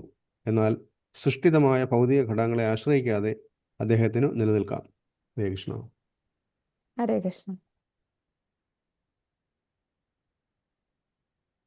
വിശാലവും ബൃഹത്തുമായ പുരുഷ സ്വരൂപത്തിൽ സർവ പ്രപഞ്ച വ്യൂഹങ്ങളും സ്ഥിതി ചെയ്യുന്നു. അപ്പോൾ ഇവിടെ പുരുഷ സ്വരൂപത്തിൽ സർവ പ്രപഞ്ചങ്ങളും സ്ഥിതി ചെയ്യുന്നു എന്ന് പറഞ്ഞാൽ വിരാട് രൂപത്തിന്റെ കുറിച്ചാണ് ഇവിടെ പറയുന്നത്. വിരാട് രൂപം എന്ന് പറഞ്ഞാൽ ഈ ഭഗവാന്റെ കാരണോദകശായി വിഷ്ണു ആയാലും ഗർഭോദകശായി വിഷ്ണു ആയാലും എല്ലാം അതീന്ദ്രിയമായിട്ടുള്ള രൂപങ്ങളാണ്. ഭൗതിക കണ്ണുകളോടുകൂടി നമുക്ക് ആ രൂപങ്ങളെ കാണാൻ സാധിക്കില്ല. അപ്പൊ ഭൗതികവാദികൾക്ക് ഭഗവാനെ കാണാനായിട്ട് ഈ പ്രപഞ്ചത്തിന്റെ സർവ പ്രപഞ്ച വ്യൂഹങ്ങളിലും ഭഗവാൻ സ്ഥിതി ചെയ്യാണ്. വിശാലമായ ബൃഹത്തുമായ പുരുഷ വിരാട് രൂപത്തിൽ സർവ പ്രപഞ്ചങ്ങളിലും ഭഗവാൻ സ്ഥിതി ചെയ്യുന്നു. അതായത് ഭഗവാന്റെ ശരീരത്തിലെ രോമങ്ങൾ മരങ്ങളാന്ന് പറയുന്നു അല്ലെ. ഭഗവാന്റെ ശരീരത്തിൽ കൂടെ ഒഴുകുന്ന ചോര ഒഴുകുന്നതെന്ന് പറഞ്ഞാൽ അത് നദികളായിട്ട്, ഈ ഞരമ്പുകൾ, ഭഗവാന്റെ ശരീരത്തിലെ ഞരമ്പുകൾ, ആ വിരാട് രൂപത്തിലെ ഞരമ്പുകൾ എന്ന് പറയുന്നത് നദികളായിട്ട് പറയുന്നു. അപ്പൊ അങ്ങനെ ഭൗതികമായിട്ട് നമുക്ക് കാണാൻ പറ്റുന്ന രീതിയിൽ ഭഗവാൻ ഈ വിശ്വം മുഴുവൻ വിശാലമായിട്ട് സർവപ്രപഞ്ച വ്യൂഹങ്ങളിലും സ്ഥിതി ചെയ്യുന്നു. എന്നാൽ സൃഷ്ടിതമായ ഭൗതിക ഘടകങ്ങളെ ആശ്രയിക്കാതെ അദ്ദേഹത്തിന് നിൽക്കാം. എന്നാൽ ഭഗവാൻ ഇതിനെ ഒന്നും ആശ്രയിച്ചല്ല നിൽക്കുന്നത്. നമുക്ക് ആക്സസ് ചെയ്യാൻ പറ്റുന്ന രീതിയിൽ ഭഗവാൻ ഇവിടെയെല്ലാം സർവപ്രപഞ്ച വ്യൂഹങ്ങളിലും സ്ഥിതി ചെയ്യുന്നു. അപ്പൊ ഇവിടെ ഇതിന്റെ ഭാവാർത്ഥം നോക്കിയാൽ നമുക്ക് മനസ്സിലാവും. ആ വിരാട് രൂപത്തെക്കുറിച്ച് പറയുന്നു, അല്ലെങ്കിൽ വിശ്വരൂപം. പരമപുരുഷന്റെ അതീന്ദ്രിയ രൂപത്തെക്കുറിച്ച് ചിന്തിക്കാൻ പോലും കഴിയാത്ത തുടക്കക്കാരെ സവിശേഷമായി ഉദ്ദേശിച്ചിട്ടുള്ളതാണ് പരമനിരപേക്ഷ സത്യമായ അവിടുത്തെ വിശ്വരൂപം അഥവാ വിരാട് രൂപം. അങ്ങനെയുള്ള തുടക്കക്കാരെ സംബന്ധിച്ച് രൂപം എന്നാൽ തന്നെ ഭൗതിക ലോകത്തിലുള്ള ഒരു വിഷയം എന്നാണ് അർത്ഥം. ആകയാൽ അവന്റെ മനസ്സിനെ ഭഗവാന്റെ ശക്തി വിസ്തരണങ്ങളിൽ ഏകാഗ്രമാക്കുവാൻ വേണ്ടി നിരപേക്ഷ സത്യത്തിന് നേരെ മറിച്ചുള്ള ഒരു ആശയം ആരംഭത്തിൽ ആവശ്യമാണ്. മുകളിൽ പ്രസ്താവിച്ചതുപോലെ ഭഗവാൻ അവിടുത്തെ ശക്തിയെ സർവ്വ ഭൗതിക ഘടകങ്ങളും ഉൾക്കൊള്ളുന്ന മഹത്തത്വത്തിന്റെ രൂപത്തിൽ വിസ്തരിച്ചിരിക്കുന്നു. ഭഗവാന്റെ ശക്തിയുടെ വിസ്തരണവും സാക്ഷാത് ഭഗവാനും ഒരർത്ഥത്തിൽ ഒന്നാണ്. എന്നാൽ അതേസമയം മഹത്തത്വം ഭഗവാനിൽ നിന്നും വിഭിന്നമാണ്. ആകയാൽ ഭഗവത് ശക്തിയും ഭഗവാനും ഒരേ സമയം ഭിന്നവും അഭിന്നവുമാകുന്നു. അതാണ് നമ്മൾ പറയുന്ന ഭിന്നവും അഭിന്നവുമാകുന്നതിന് നമ്മൾ എന്ത് പേരിൽ പറയും? ഒരേ സമയം അചിന്ത്യ ഭേദ അഭേദ തത്വം. ഇപ്രകാരം വിരാട് രൂപ സങ്കല്പം വിശേഷിച്ചും അവ്യക്തിഗതവാദികൾക്ക് ഭഗവാന്റെ നിത്യസ്വരൂപത്തിൽ നിന്നും അഭിന്നമാകുന്നു. ഭഗവാന്റെ ഈ ശാശ്വത രൂപം മഹത്വത്വത്തിന്റെ സൃഷ്ടിക്ക് മുമ്പേ നിലവിലുണ്ട്. മാത്രമല്ല അവിടുത്തെ ശാശ്വത രൂപം അതിവിശിഷ്ടമായി ആത്മീയമായതാണെന്ന് അഥവാ ഭൗതിക പ്രകൃതി ഗുണങ്ങൾക്ക് അതീതമായതാണെന്ന് ഇവിടെ ഊന്നി പറഞ്ഞിരിക്കുന്നു. ഭഗവാന്റെ ഇതേ അതീന്ദ്രിയ രൂപം അവിടുത്തെ അന്തരംഗ ശക്തിയാലാണ് പ്രകടമാകുന്നത്. അവിടുത്തെ ബഹുവിധങ്ങളായ അവതാര വ്യവിഷ്കാരങ്ങളെ രൂപീകരണവും മഹത്വത്വത്തിന്റെ സ്പർശമേതുമില്ലാതെ എപ്പോഴും അതേ അതീന്ദ്രിയ ഗുണത്തിലാണുള്ളത്. അപ്പൊ ഭഗവാന്റെ ഈ ഇപ്പൊ പറഞ്ഞ അവതാര രൂപങ്ങളെല്ലാം അതീന്ദ്രിയ രൂപമാണ്. അപ്പൊ ആ അതീന്ദ്രിയ രൂപം ഭൗതിക പ്രപഞ്ചത്തിലുള്ള ജീവാത്മാക്കൾ, ബദ്ധ ജീവാത്മാക്കളെ സംബന്ധിച്ചിടത്തോളം അവർക്ക് അത് സങ്കല്പിക്കാൻ പറ്റില്ല ആ രൂപം എങ്ങനെയാണെന്ന്. അവർക്ക് കാണുന്നത് കേൾക്കുന്നതും അവർക്ക് എക്സ്പീരിയൻസ് ചെയ്തത് വെച്ചിട്ടേ അവർക്ക് ഉൾക്കൊള്ളാൻ സാധിക്കുള്ളൂ. അതുകൊണ്ട് ഭഗവാൻ വിശ്വരൂപത്തിൽ എല്ലായിടത്തും സർവ്വയിടത്തും സ്ഥിതി ചെയ്യുന്നു. ഈ ഭൗതിക പ്രപഞ്ചത്തിലെ വ്യത്യസ്ത ഘടകങ്ങളെ ഭഗവാന്റെ അവയവങ്ങളായി സങ്കല്പിക്കുക എന്നതാണ് അർത്ഥമാക്കുന്നത്. അപ്പോൾ നമ്മൾ നദികൾ കാണുമ്പോൾ ഭഗവാന്റെ ആ ശരീരത്തിലെ ഞരമ്പുകളായിട്ട്, മരങ്ങൾ കാണുമ്പോൾ രോമമായിട്ട്, മലകൾ കാണുമ്പോൾ ഭഗവാന്റെ ആ എല്ലുകളായിട്ട് ശക്തി കൊടുക്കുന്ന, അങ്ങനെ ഓരോന്നും ഭഗവാനുമായിട്ട് റിലേറ്റ് ചെയ്ത് കാണുക. കാരണം ഒരു ബദ്ധജീവിയെ സംബന്ധിച്ചിടത്തോളം അവൻ കാണുന്നതെന്തും അവൻ വിശ്വസിക്കുന്നതാണ്, കാണുന്നതാണ് അവൻ വിശ്വസിക്കുന്നത്. അപ്പൊ ഈ ഭൗതിക പ്രപഞ്ചത്തിൽ കാണുന്ന വസ്തുതകളെല്ലാം ഭഗവാനാണെന്ന് അവന് മനസ്സിലാക്കണം. അങ്ങനെ അതൊരു തുടക്കക്കാർക്കുള്ളതാണ്, ഒരു ഗ്രാജുവൽ പ്രോസസ്സാണ്. അങ്ങനെ അങ്ങനെ ഉയർന്ന ഭക്തൻ അതിൻ്റെ ആവശ്യമില്ല. ഉയർന്ന ഭക്തന് ഭഗവാനെ ആ പ്രേമാഞ്ജനം കൊണ്ട് ഭഗവാനെ നേരിട്ട് കാണാൻ സാധിക്കും. പക്ഷെ ആ ബദ്ധജീവാത്മാക്കൾക്ക് ഭഗവാനെ അതീന്ദ്രിയ തലത്തിൽ കാണാൻ പറ്റാത്തത് കൊണ്ട് വിശ്വരൂപത്തിൽ ഭഗവാൻ സ്ഥിതി ചെയ്യുന്നു. ഇനി ഒരു സംശയം, വിശ്വരൂപം ആത്മീയ ലോകത്തുണ്ടോ അതോ ഭൗതികമാണോ? വിശ്വരൂപം ഭൗതികമാണ്. അത് മെറ്റീരിയൽ ആണ് അല്ലെ? വിശ്വരൂപം എന്ന് പറയുന്ന ആത്മീയ ലോകത്തുള്ള രൂപമല്ല, ഈ ഭൗതിക പ്രപഞ്ചത്തിൽ സ്ഥിതി ചെയ്യുന്നു. അതിനും ഇതുപോലെ സൃഷ്ടിയും സംഹാരവും ചിലപ്പോൾ ആവിർഭവിക്കും, തിരോഭാവം രണ്ടും ഉണ്ടാവുന്നതാണ് ഈ വിരാട് രൂപം അല്ലെങ്കിൽ വിശ്വരൂപം. അതൊരിക്കലും വിരാട് രൂപം ശരിക്കും ഉള്ളതല്ല, അത് അർജുനന് കാണിക്കാൻ വേണ്ടി മാത്രം ഉണ്ടായതാണെന്നുള്ള ഒരു ഭഗവത്ഗീത പറയുന്നില്ലേ മാതാജി? ഭഗവത്ഗീതയില് 11-ാം അധ്യായത്തില് പറയുന്നില്ലേ വിശ്വരൂപം കാണിക്കുന്നുണ്ട്. ഇത് 11-ാം അധ്യായത്തിലാണ്. അപ്പൊ അവിടെ അദ്ദേഹം ആദ്യമായിട്ട് ഈ അടുത്ത പരമ്പരയിലെ ആദ്യ ജീവാത്മാവായതുകൊണ്ട് അദ്ദേഹത്തിന് മറ്റുള്ളവർക്ക് പറഞ്ഞു കൊടുക്കാനായിട്ട് ആ വിശ്വരൂപം കാണിച്ചു കൊടുത്തു. അതെ അതെ, ആ വിശ്വരൂപം എന്ന് പറയുമ്പോ അതില് പറയുന്നുണ്ട്, ഈ രൂപം ഇതിനു മുമ്പ് ആരും കണ്ടിട്ടില്ല, ഇത് ആദ്യമായി നീയാണ് ഇത് കാണുന്നത് എന്ന് പറയുന്നുണ്ട്. അപ്പൊ ഇതിനു മുമ്പും ഭഗവാൻ ഇതിന്റെ ഒരു പാട്ട് ദുര്യോധനന് കാണിച്ചു കൊടുക്കുന്നുണ്ടല്ലേ? ആ സഭയിൽ പോയി സന്ധി സംഭാഷണത്തിന് പോകുമ്പോ ഭഗവാനെ വധിക്കാനുള്ള ദുര്യോധനന് കാണിച്ചു കൊടുക്കുന്നുണ്ട്. പക്ഷെ അതുമല്ല, അത് ഒരു ചെറിയൊരു മിനിയേച്ചറാണ് കാണിച്ചത്. ഇതാണ് ശരിക്കുള്ള വിശ്വരൂപം. ഇത് മറ്റാരും കണ്ടിട്ടില്ല. ഇപ്പൊ ഇത് 1000 തലകളും 1000 കൈകളും ഒക്കെ ഉള്ള ഒരു വലിയ രൂപം. അപ്പൊ ആ രൂപമാണ് കാണിച്ചത്. വിരാട് രൂപം എന്ന് പറഞ്ഞ് പിന്നെ ഭാഗവതത്തിൽ എക്സ്പ്ലെയിൻ ചെയ്യുമ്പോൾ ഈ പ്രപഞ്ചത്തിലുള്ള എല്ലാ വസ്തുക്കളും ചേർന്ന ഒരു രൂപത്തെക്കുറിച്ച് വേറെ എക്സ്പ്ലെയിൻ. ഇതെല്ലാം ഭൗതികമാണ്. വിശ്വരൂപവും വിരാട് രൂപവും എല്ലാം ഭൗതികമായിട്ടുള്ള രൂപങ്ങളാണ്. അത് ആത്മീയ ലോകത്തുള്ള രൂപമല്ല.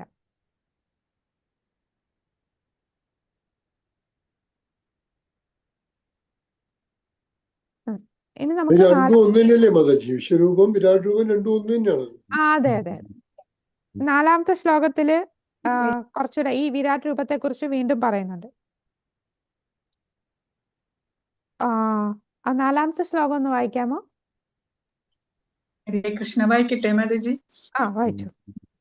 പശ്യന്ത്യദോ രൂപമദഭ്രചക്ഷുഷാ സഹസ്രപാദോരുഭുജാനനാദ്ഭുതം സഹസ്രമൂർധ ശ്രവണാക്ഷിനാസികം സഹസ്രമൗല്യംബരകുണ്ടലോലസൽ.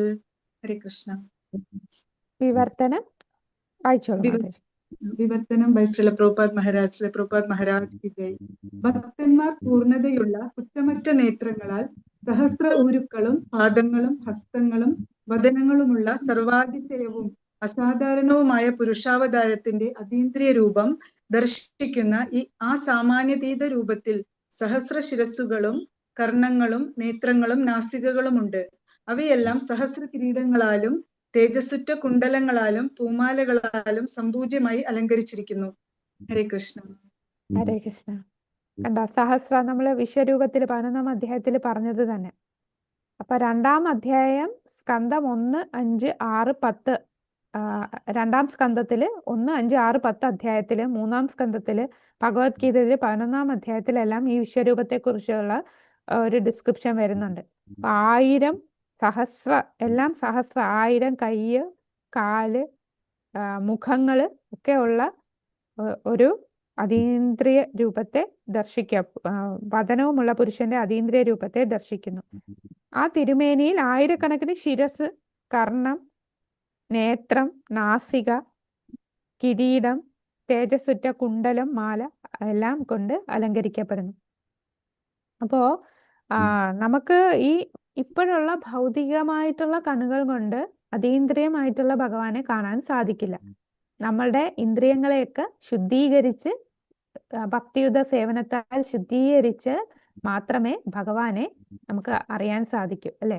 ഭഗവാൻ തന്നെ നമുക്ക് വെളിപ്പെടുത്തും നമ്മൾ ഭക്തിയുത സേവനം ചെയ്ത് ശുദ്ധീകരിക്കപ്പെടുമ്പോൾ. കൂടാതെ ബ്രഹ്മസംഹിതയിലും പറയുന്നുണ്ട്, പ്രേമാഞ്ജനച്ചുരിത ഭക്തി വിലോചന. ആ പ്രേമാഞ്ജനം കൊണ്ടേ നമുക്ക് ഭഗവാനെ കാണാൻ സാധിക്കുകയുള്ളൂ. അപ്പോ ഈ ഭൗതികമായിട്ടുള്ള കണ്ണുകൾക്ക് മനസ്സിലാവുന്ന രീതിയിൽ അതീന്ദ്രിയമായിട്ടുള്ള ഭഗവാനെ നമുക്ക് ഉൾക്കൊള്ളണം. അപ്പോ അതിനു വേണ്ടിയാണ് വിശ്വരൂപം. അപ്പൊ നമുക്ക് അതീന്ദ്രിയമായിട്ടുള്ള വസ്തുവിനെ നമുക്ക് ഒരിക്കലും നമ്മളുടെ ഇംപെർഫെക്റ്റ് ആയിട്ടുള്ള ഇന്ദ്രിയങ്ങൾ കൊണ്ട് ഗോചരമല്ല. അപ്പൊ നമ്മൾ എങ്ങനെ ഭഗവാനെ കുറിച്ച് മനസ്സിലാക്കണം? ഒരു ഗുരുവിൽ നിന്ന് കേട്ടാണ് നമ്മൾ ഈ ഭഗവാനെ സാക്ഷാത്കരിച്ച വ്യക്തിയിൽ നിന്ന്, ഭഗവാനെ അറിഞ്ഞ് ഭഗവാനെ കണ്ടറിഞ്ഞ വ്യക്തിത്വത്തിൽ നിന്ന് നമ്മൾ ഭഗവാനെ കുറിച്ച് കേൾക്കണം. അങ്ങനെയായിരിക്കണം ഭഗവാനെ മനസ്സിലാക്കുക. അതിവിടെ പറയുന്നുണ്ട്. ഭക്തിയുത സേവനം പുരട്ടിയ കുറ്റമറ്റ നയനങ്ങൾ. അവിടുത്തെ ഭൗതിക ലോകത്തിലും എപ്പോഴും നാം നമ്മുടെ കണ്ണുകളിലൂടെ മാത്രം വിഷയങ്ങളെ കാണാറില്ല. യഥാർത്ഥത്തിൽ വിഷയങ്ങളെ കാണുകയോ ചെയ്യുകയോ ചെയ്തിട്ടുള്ളവരുടെ അനുഭവത്തിലൂടെയോ നാം ചിലപ്പോൾ കാണാറുണ്ട്. ഈ ലൗകിക വസ്തുവിനെ കണ്ടറിയാനുള്ള പ്രക്രിയയാണെങ്കിൽ അതീന്ദ്രിയ വിഷയങ്ങളിൽ അത് ഇനിയും തികച്ചും യോജിക്കുന്നതാണ്. അപ്പൊ നമ്മള് ഭൗതികമല്ലാത്തതിനെ നമ്മൾ എങ്ങനെ മനസ്സിലാക്കണം? അത് മനസ്സിലാക്കിയ വ്യക്തിയിൽ നിന്ന് നമ്മൾ കേട്ട് മനസ്സിലാക്കുക. അവർ നിർദ്ദേശിക്കുന്ന അനുസരിച്ച് നമ്മൾ ഭക്തിയുത സേവനം ചെയ്യുക. അങ്ങനെ ഭക്തിയുത സേവനം ചെയ്യുമ്പോഴാണ് ഭഗവാനെ മനസ്സിലാക്കാൻ സാധിക്കുക. അപ്പൊ നമുക്ക് എല്ലാം നമ്മളുടെ കണ്ണുകൊണ്ട് കാണാൻ സാധിക്കില്ല, അല്ലെ? അപ്പൊ അതുകൊണ്ട് എല്ലാം നമ്മളുടെ എക്സ്പീരിയൻസിലൂടെയും, നമ്മളെ എക്സ്പീരിയൻസും ഒന്നും കറക്റ്റ് ആവണമെന്നില്ല. അപ്പൊ ഇവിടെ പറയുന്നുണ്ട്, ക്ഷമയോടും സ്ഥിരോത്സാഹത്തോടെയും മാത്രമേ നിരപേക്ഷ സത്യത്തെയും അവിടുത്തെ വിഭിന്ന രൂപങ്ങളെയും സംബന്ധിച്ച അതീന്ദ്രിയ ശ്രദ്ധാ വിഷയത്തെ സാക്ഷാത്കരിക്കാനാകും. അപ്പൊ ഭഗവാനെ സാക്ഷാത്കരിക്കണമെങ്കിൽ എന്തൊക്കെ വേണം? ക്ഷമ വേണം, ഉത്സാഹം, സ്ഥിരമായിട്ടുള്ള ഉത്സാഹം വേണം. അങ്ങനെ മാത്രമേ നിരപേക്ഷ സത്യത്തെ, ഭഗവാന്റെ രൂപങ്ങളെയും ഈ വിസ്തരണങ്ങളും എല്ലാം നമുക്ക് മനസ്സിലാക്കാൻ സാധിക്കും. തുടക്കക്കാർക്ക് അവിടുന്ന് അരൂപിയാണ്, എന്നാൽ വിദഗ്ധരായ സേവകന് അവിടുന്ന് അതീന്ദ്രിയ രൂപത്തിൽ വിളങ്ങുന്നു. അപ്പോ ഒന്നാമത്തെ ശ്ലോകം കാരണോദകശായി വിഷ്ണു, രണ്ടാമത്തെ ശ്ലോകം ഗർഭോദകശായി വിഷ്ണു, 3ഉം 4ഉം വിരാട് രൂപത്തെ കുറിച്ച് പറഞ്ഞു. ഇനി 5ാമത്തെ ശ്ലോകം നമുക്ക് നോക്കാം. 5ാമത്തെ ശ്ലോകം, ഏതന്നാനാവതാരാണാം നിദാനം ബീജമവ്യയം യസ്യാം ശാസേന സൃജ്യന്തേ ദേവ തിര്യന്നരാധയ. ഈ രൂപം എന്ന് പറഞ്ഞാൽ ഗർഭോദകശായി വിഷ്ണുവിന്റെ രൂപം പ്രപഞ്ചത്തിനുള്ളിലെ ബഹുവിധങ്ങളായ അവതാരങ്ങളുടെ ഉറവിടവും അവ്യവുമായ ബീജവുമാകുന്നു. ഈ രൂപത്തിന്റെ അംശങ്ങളിലും കണികകളിലും നിന്ന് ദേവന്മാരെയും മനുഷ്യരെയും ഇതരാദികളെയും പോലുള്ള വ്യത്യസ്ത ജീവസത്തകൾ സൃഷ്ടിക്കപ്പെടുന്നു. അപ്പൊ ഗർഭോദകശായി വിഷ്ണുവിൽ നിന്ന് എന്താണ്? ഒരുപാട് ദേവന്മാര്, മനുഷ്യര് പോലുള്ള വ്യത്യസ്ത ജീവസത്തകൾ സൃഷ്ടിക്കപ്പെടുന്നു. കൂടാതെ അവതാരങ്ങളുടെ ഉറവിടവും അവ്യവുമായ ബീജവുമാകുന്നു. അതാണ് ഇവിടെ പറയുന്നത്. ഇവിടെ നോക്കിക്കോ, ഗർഭോദകശായി വിഷ്ണുവിൽ നിന്നാണ് ക്ഷീരോദകശായി വിഷ്ണു ഉത്ഭവിക്കുന്നത്. കൂടാതെ ഗർഭോദകശായി വിഷ്ണുവിന്റെ നാഭിയിൽ നിന്നാണ് ബ്രഹ്മാവ് സൃഷ്ടിക്കപ്പെടുന്നത്. ക്ഷീരോദകശായി വിഷ്ണു സത്വഗുണത്തിന്റെ ആത്മാവാണ്. എല്ലാ അവതാരങ്ങളും അവനിൽ നിന്ന് ഉത്ഭവിക്കുന്നതാണ്. ബ്രഹ്മാവ് എന്താണ്? ബ്രഹ്മാവിൽ നിന്നാണ് ആരുണ്ടാകുന്നത്? ബ്രഹ്മാവിൽ നിന്ന് ബ്രഹ്മാവിന്റെ ആദ്യ സൃഷ്ടി 4 കുമാരന്മാര്. ഈ 4 കുമാരന്മാരെ സൃഷ്ടിച്ചത് ബ്രഹ്മാവ് എന്തിനാണ്? തന്റെ സൃഷ്ടിയെ സഹായിക്കാൻ, കൂടുതൽ വിവാഹം കഴിച്ച് ഗൃഹസ്ഥ ജീവിതം സ്വീകരിച്ച് അവരെ കൂടുതൽ കുട്ടികളെ ഉൽപ്പാദിപ്പിച്ച് ഈ പ്രപഞ്ചത്തിൽ ഒരുപാട് ജീവാത്മാക്കളെ സൃഷ്ടിക്കാൻ. പക്ഷേ അവർക്ക് താല്പര്യമില്ല, തങ്ങൾക്ക് ബ്രഹ്മചാരികളായി നിൽക്കാനാണ് താല്പര്യം എന്നറിഞ്ഞ് ബ്രഹ്മാവിന് ദേഷ്യം വന്നു. ആ ദേഷ്യത്തിൽ നിന്ന് ആര് വന്നു? രുദ്രൻ വന്നു. അപ്പൊ തമോ ഗുണത്തിന്റെ ചുമതലയാണ് രുദ്രൻ അല്ലെങ്കിൽ ശിവന് കൊടുത്തിരിക്കുന്നത്. പിന്നെ പ്രപഞ്ചത്തിന്റെ നാശം അല്ലെ, സൃഷ്ടി സ്ഥിതി സംഹാരമൂർത്തിയായിട്ടുള്ളതാണ് ശിവൻ. പിന്നെ നമുക്കറിയാം ബ്രഹ്മാവിൽ നിന്ന് ദക്ഷൻ വരുന്നു, മരീചി, മനു തുടങ്ങിയവരെല്ലാം ബ്രഹ്മാവിന്റെ സൃഷ്ടിയിൽ വരുന്നതാണ്. അപ്പോൾ ഇതെല്ലാം ഗർഭോദകശായി വിഷ്ണു, അതാണ് ഈ രൂപം എന്ന് പറഞ്ഞ് തുടങ്ങുന്നത്. ഈ രൂപം എന്ന് പറഞ്ഞാൽ പരമപുരുഷന്റെ രണ്ടാമത്തെ ആവിർഭാവം, രണ്ടാമത്തെ പുരുഷാവതാരം. ഗർഭോദകശായി വിഷ്ണു പ്രപഞ്ചത്തിനുള്ളിലെ ബഹുവിധമായ അവതാരങ്ങളുടെ ഉറവിടമാണ്. അപ്പൊ ഈ അവതാരങ്ങളുടെ എല്ലാ ഉറവിടം, ക്ഷീരോദകശായി വിഷ്ണുവിന്റെ ഉറവിടം ഗർഭോദകശായി വിഷ്ണു. ഈ രൂപത്തിലാണ് മറ്റ് സൃഷ്ടികളെല്ലാം ഇവിടെ നിന്ന് വരുന്നത്. അപ്പൊ ഇത് ക്ഷീരോദകശായി വിഷ്ണുവിനെ കുറിച്ച് പറയുന്ന ആ ഒരു ഇൻട്രൊഡക്ഷൻ, ആ ഒരു സൂചന തരുന്ന ശ്ലോകമാണ് 5ാമത്തെ ശ്ലോകം. അപ്പൊ ഇതിന്റെ ഭാവാർത്ഥം നമുക്ക് നോക്കിയാൽ കാണാം. ഇവിടെ ഗുണ അവതാരത്തെ കുറിച്ച് പറയുന്നുണ്ട്. അപ്പൊ ഭഗവാന്റെ പല അവതാരങ്ങൾ, 6 തരം അവതാരങ്ങളുണ്ടല്ലേ. ഒന്ന് പുരുഷാവതാരം, കാരണോദകശായി വിഷ്ണു, ഗർഭോദകശായി വിഷ്ണു, ക്ഷീരോദകശായി വിഷ്ണു. പിന്നെ ഗുണാവതാരം. ഗുണാവതാരം ആരൊക്കെയാണ്?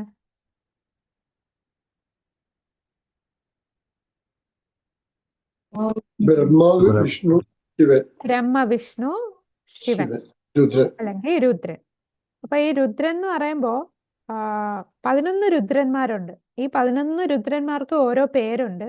അതില് ഈ രുദ്രന്മാര് ശ്രേഷ്ഠനായിട്ടുള്ള രുദ്രനാണ് ശിവൻ എന്ന് പറയുന്നത്. നമ്മള് ഭഗവാന്റെ 10ാമത്തെ അധ്യായത്തില് പറയില്ലേ, ഓരോന്നിലും ഏറ്റവും ബെസ്റ്റ് ഏതാണോ അത് ഞാനാണ് എന്ന് ഭഗവാൻ പറയില്ലേ. അതിൽ രുദ്രന്മാരിൽ ശിവനാണ് ഞാനെന്ന് ഭഗവാൻ പറയുന്നുണ്ട്. അപ്പൊ അതാണ് ശിവൻ. ശിവനാണ് തമോ ഗുണത്തിന്റെ അധിപൻ. സത്വഗുണം വിഷ്ണു, രജോ ഗുണം ബ്രഹ്മാവ്, തമോ ഗുണമാണ് ശിവൻ. പിന്നെ അടുത്ത അവതാരം ഏതാണ്? മന്വന്തര അവതാരം. അപ്പൊ മന്വന്തര അവതാരം എന്ന് പറയുമ്പോ ബ്രഹ്മാവിന്റെ ഒരു ദിവസം എത്ര മനു വരുന്നുണ്ട്?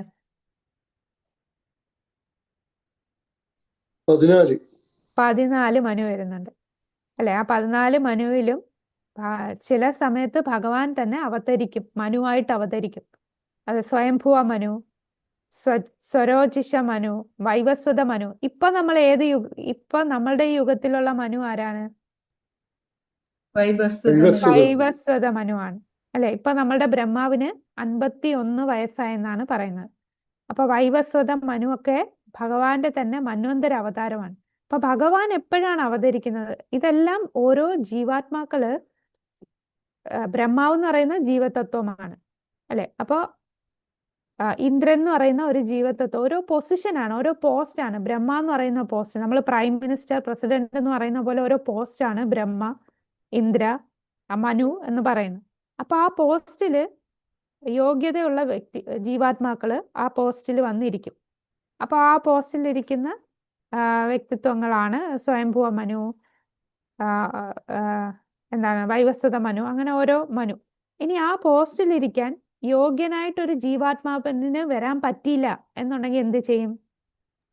ഭഗവാൻ തന്നെ അവതരിച്ച് ആ പോസ്റ്റിൽ ഭഗവാൻ ബാക്കി കാര്യങ്ങളെല്ലാം ചെയ്യും. അപ്പൊ ഭഗവാൻ എന്ന് പറയുന്ന വിഷ്ണു തത്വമാണ്. 3 തത്വമുണ്ട് ഇവിടെ. ബ്രഹ്മാവ് എന്ന് പറയുന്ന ജീവതത്വമാണ്, വിഷ്ണു എന്ന് പറയുന്നത് വിഷ്ണു തത്വം, ശിവൻ എന്ന് പറയുന്നതോ? ശിവൻ ജീവതത്വമാണോ? അല്ല, ശിവൻ എന്ന് പറയുന്ന ശിവതത്വമാണ് അല്ലെ. അത് സെപ്പറേറ്റ് ആണ് ശിവതത്വം. നമ്മള് ക്ഷീരം യഥാദതി വിധി, ആ ശ്ലോകം ഉണ്ടല്ലോ ബ്രഹ്മസംഹിതയില്, പാല് തൈരാകുന്നത് പോലെ അല്ലെ. പക്ഷെ പാലിന്റെ ഉപയോഗം, തൈരിന് പാലിന്റെ ഉപയോഗം ചെയ്യാൻ സാധിക്കില്ല. പാലിന് തൈരാവാൻ പറ്റും, തൈരിന് തിരിച്ച് പാലാവാൻ പറ്റില്ല. അപ്പൊ അതുപോലാണ് ശിവതത്വം വേറെയാണ്. ശിവതത്വം, വിഷ്ണുതത്വം, ജീവതത്വം. അപ്പൊ ഈ പറയുന്ന ഓരോ മന്വന്തരത്തിലും ഒക്കെ ഓരോ മനു എന്ന് പറയുന്ന ജീവതത്വമാണ്. പക്ഷെ ആ ജീവതത്വത്തിന് ആ യോഗ്യത ഇല്ലാന്നുണ്ടെങ്കിൽ ഭഗവാൻ തന്നെ അവതരിച്ച് ആ പോസ്റ്റിലേക്ക് വരും. ഇപ്പൊ ബ്രഹ്മാവായിട്ടും ചിലപ്പോ ഭഗവാൻ വരും. പക്ഷെ ഇപ്പോഴത്തെ നമ്മളുടെ ബ്രഹ്മാവ് എന്ന് പറയുന്ന വളരെ വലിയ ഒരു ഭക്തനാണ് അല്ലെ. ഇപ്പോഴത്തെ നമ്മളെ ബ്രഹ്മാവ് ചൈതന്യ ലീലയിൽ ആരായിട്ടാണ് വന്നത്? ഹരിദാസ് ഠാക്കൂർ ആയിട്ട് വന്നു അല്ലെ. അപ്പൊ എത്ര ഉയർന്ന നാമാചാര്യനായിട്ടാണ് വന്നത്. ഭഗവാൻ ഏറ്റവും പ്രിയപ്പെട്ട ഭക്തനാണ് നമ്മളുടെ ഈ ഒരു ബ്രഹ്മാണ്ടത്തിലുള്ള ബ്രഹ്മാവ് എന്ന് പറയും.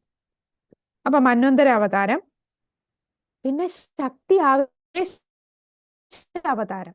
ശക്തി ആവേശ അവതാരം എന്ന് പറഞ്ഞാൽ ഒരു ജീവതത്വയ്ക്ക് ഭഗവാൻ ശക്തി കൊടുക്കുന്നതാണ്. ഇപ്പൊ കുമാരന്മാർ ഭഗവാന്റെ ശക്തി ആവേശ അവതാരമാണ്. നാരദൻ ശക്തി ആവേശ അവതാരം, പൃഥു മഹാരാജ് ശക്തി ആവേശ അവതാരം അല്ലെ. അങ്ങനെ ഒരുപാട് ശക്തി ആവേശ അവതാരങ്ങൾ പറയുന്നുണ്ട്. പിന്നെ യുഗാവതാരം, 4 യുഗത്തിലും ഭഗവാൻ അവതരിക്കുന്നു. സത്യയുഗത്തില് ഇവിടെ പറയുന്നുണ്ട് ഓരോ യുഗത്തിലും ഓരോ നിറത്തിൽ വരുന്നുണ്ട് ഭഗവാൻ എന്ന്. വെള്ള നിറത്തിൽ ഭഗവാൻ വരുന്നു എന്ന് പറയുന്നത് നരസിംഹദേവൻ ഉദാഹരണം പറയുന്നു. ത്രേതായുഗം എന്ന് പറയുമ്പോൾ രാമചന്ദ്രൻ, ദ്വാപരയുഗത്തില് കൃഷ്ണൻ, കലിയുഗത്തില് ചൈതന്യ മഹാപ്രഭു മഞ്ഞ നിറത്തില് വരുന്നു എന്ന് പറയും.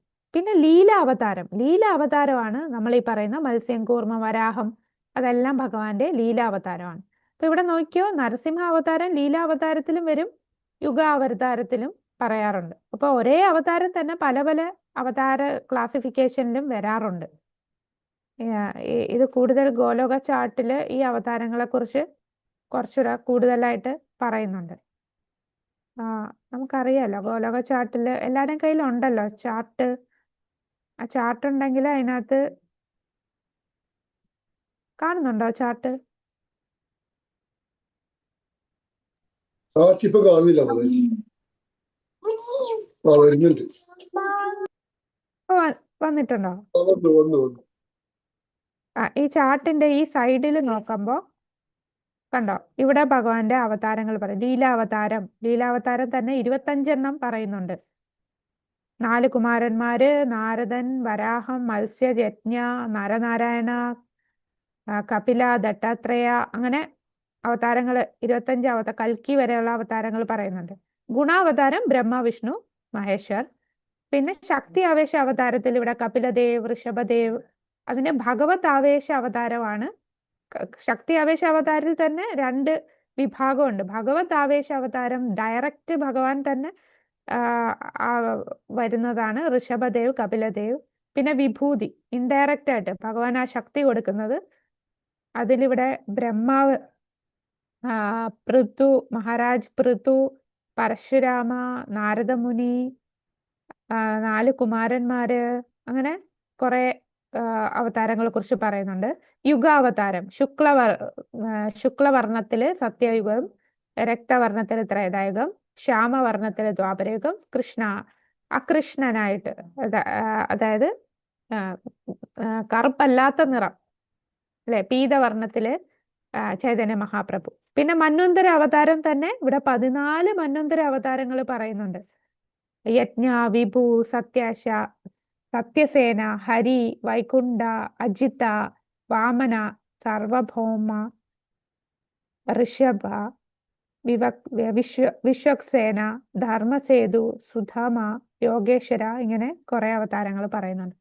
അപ്പൊ ഇതാണ് ഭഗവാന്റെ വിവിധ 6 തരത്തിലുള്ള അവതാരങ്ങൾ. ഏതൊക്കെയാണ്? പുരുഷാവതാരം, ലീലാവതാരം, ഗുണാവതാരം, ശക്തി ആവേശ അവതാരം, മന്വന്തര അവതാരം, യുഗാവതാരം. അങ്ങനെ 6 തരം അവതാരങ്ങളെ കുറിച്ച് പറയുന്നു. അപ്പൊ ഈ അവതാരങ്ങളെല്ലാം എവിടുന്നാണ് വന്നത്? ഈ അവതാരങ്ങളെല്ലാം ഉത്ഭവം ഗർഭോദകശായി വിഷ്ണു, അദ്ദേഹത്തിൽ നിന്ന് ക്ഷീരോദകശായി വിഷ്ണു, ആ ക്ഷീരോദകശായി വിഷ്ണുവിൽ നിന്നാണ് ഈ അവതാരങ്ങളെല്ലാം വരുന്നത്. ഇനി നമുക്ക് അടുത്ത ശ്ലോകത്തിലേക്ക് കാണാം. അടുത്ത ശ്ലോകം മുതൽ ഭഗവാന്റെ ഓരോ അവതാരങ്ങൾ പറഞ്ഞു തുടങ്ങുകയാണ്. അതിൽ ഫസ്റ്റ് അവതാരം പറയുന്നതാണ് 4 കുമാരന്മാരെ കുറിച്ചാണ് അടുത്തതിൽ പറയുന്നത്.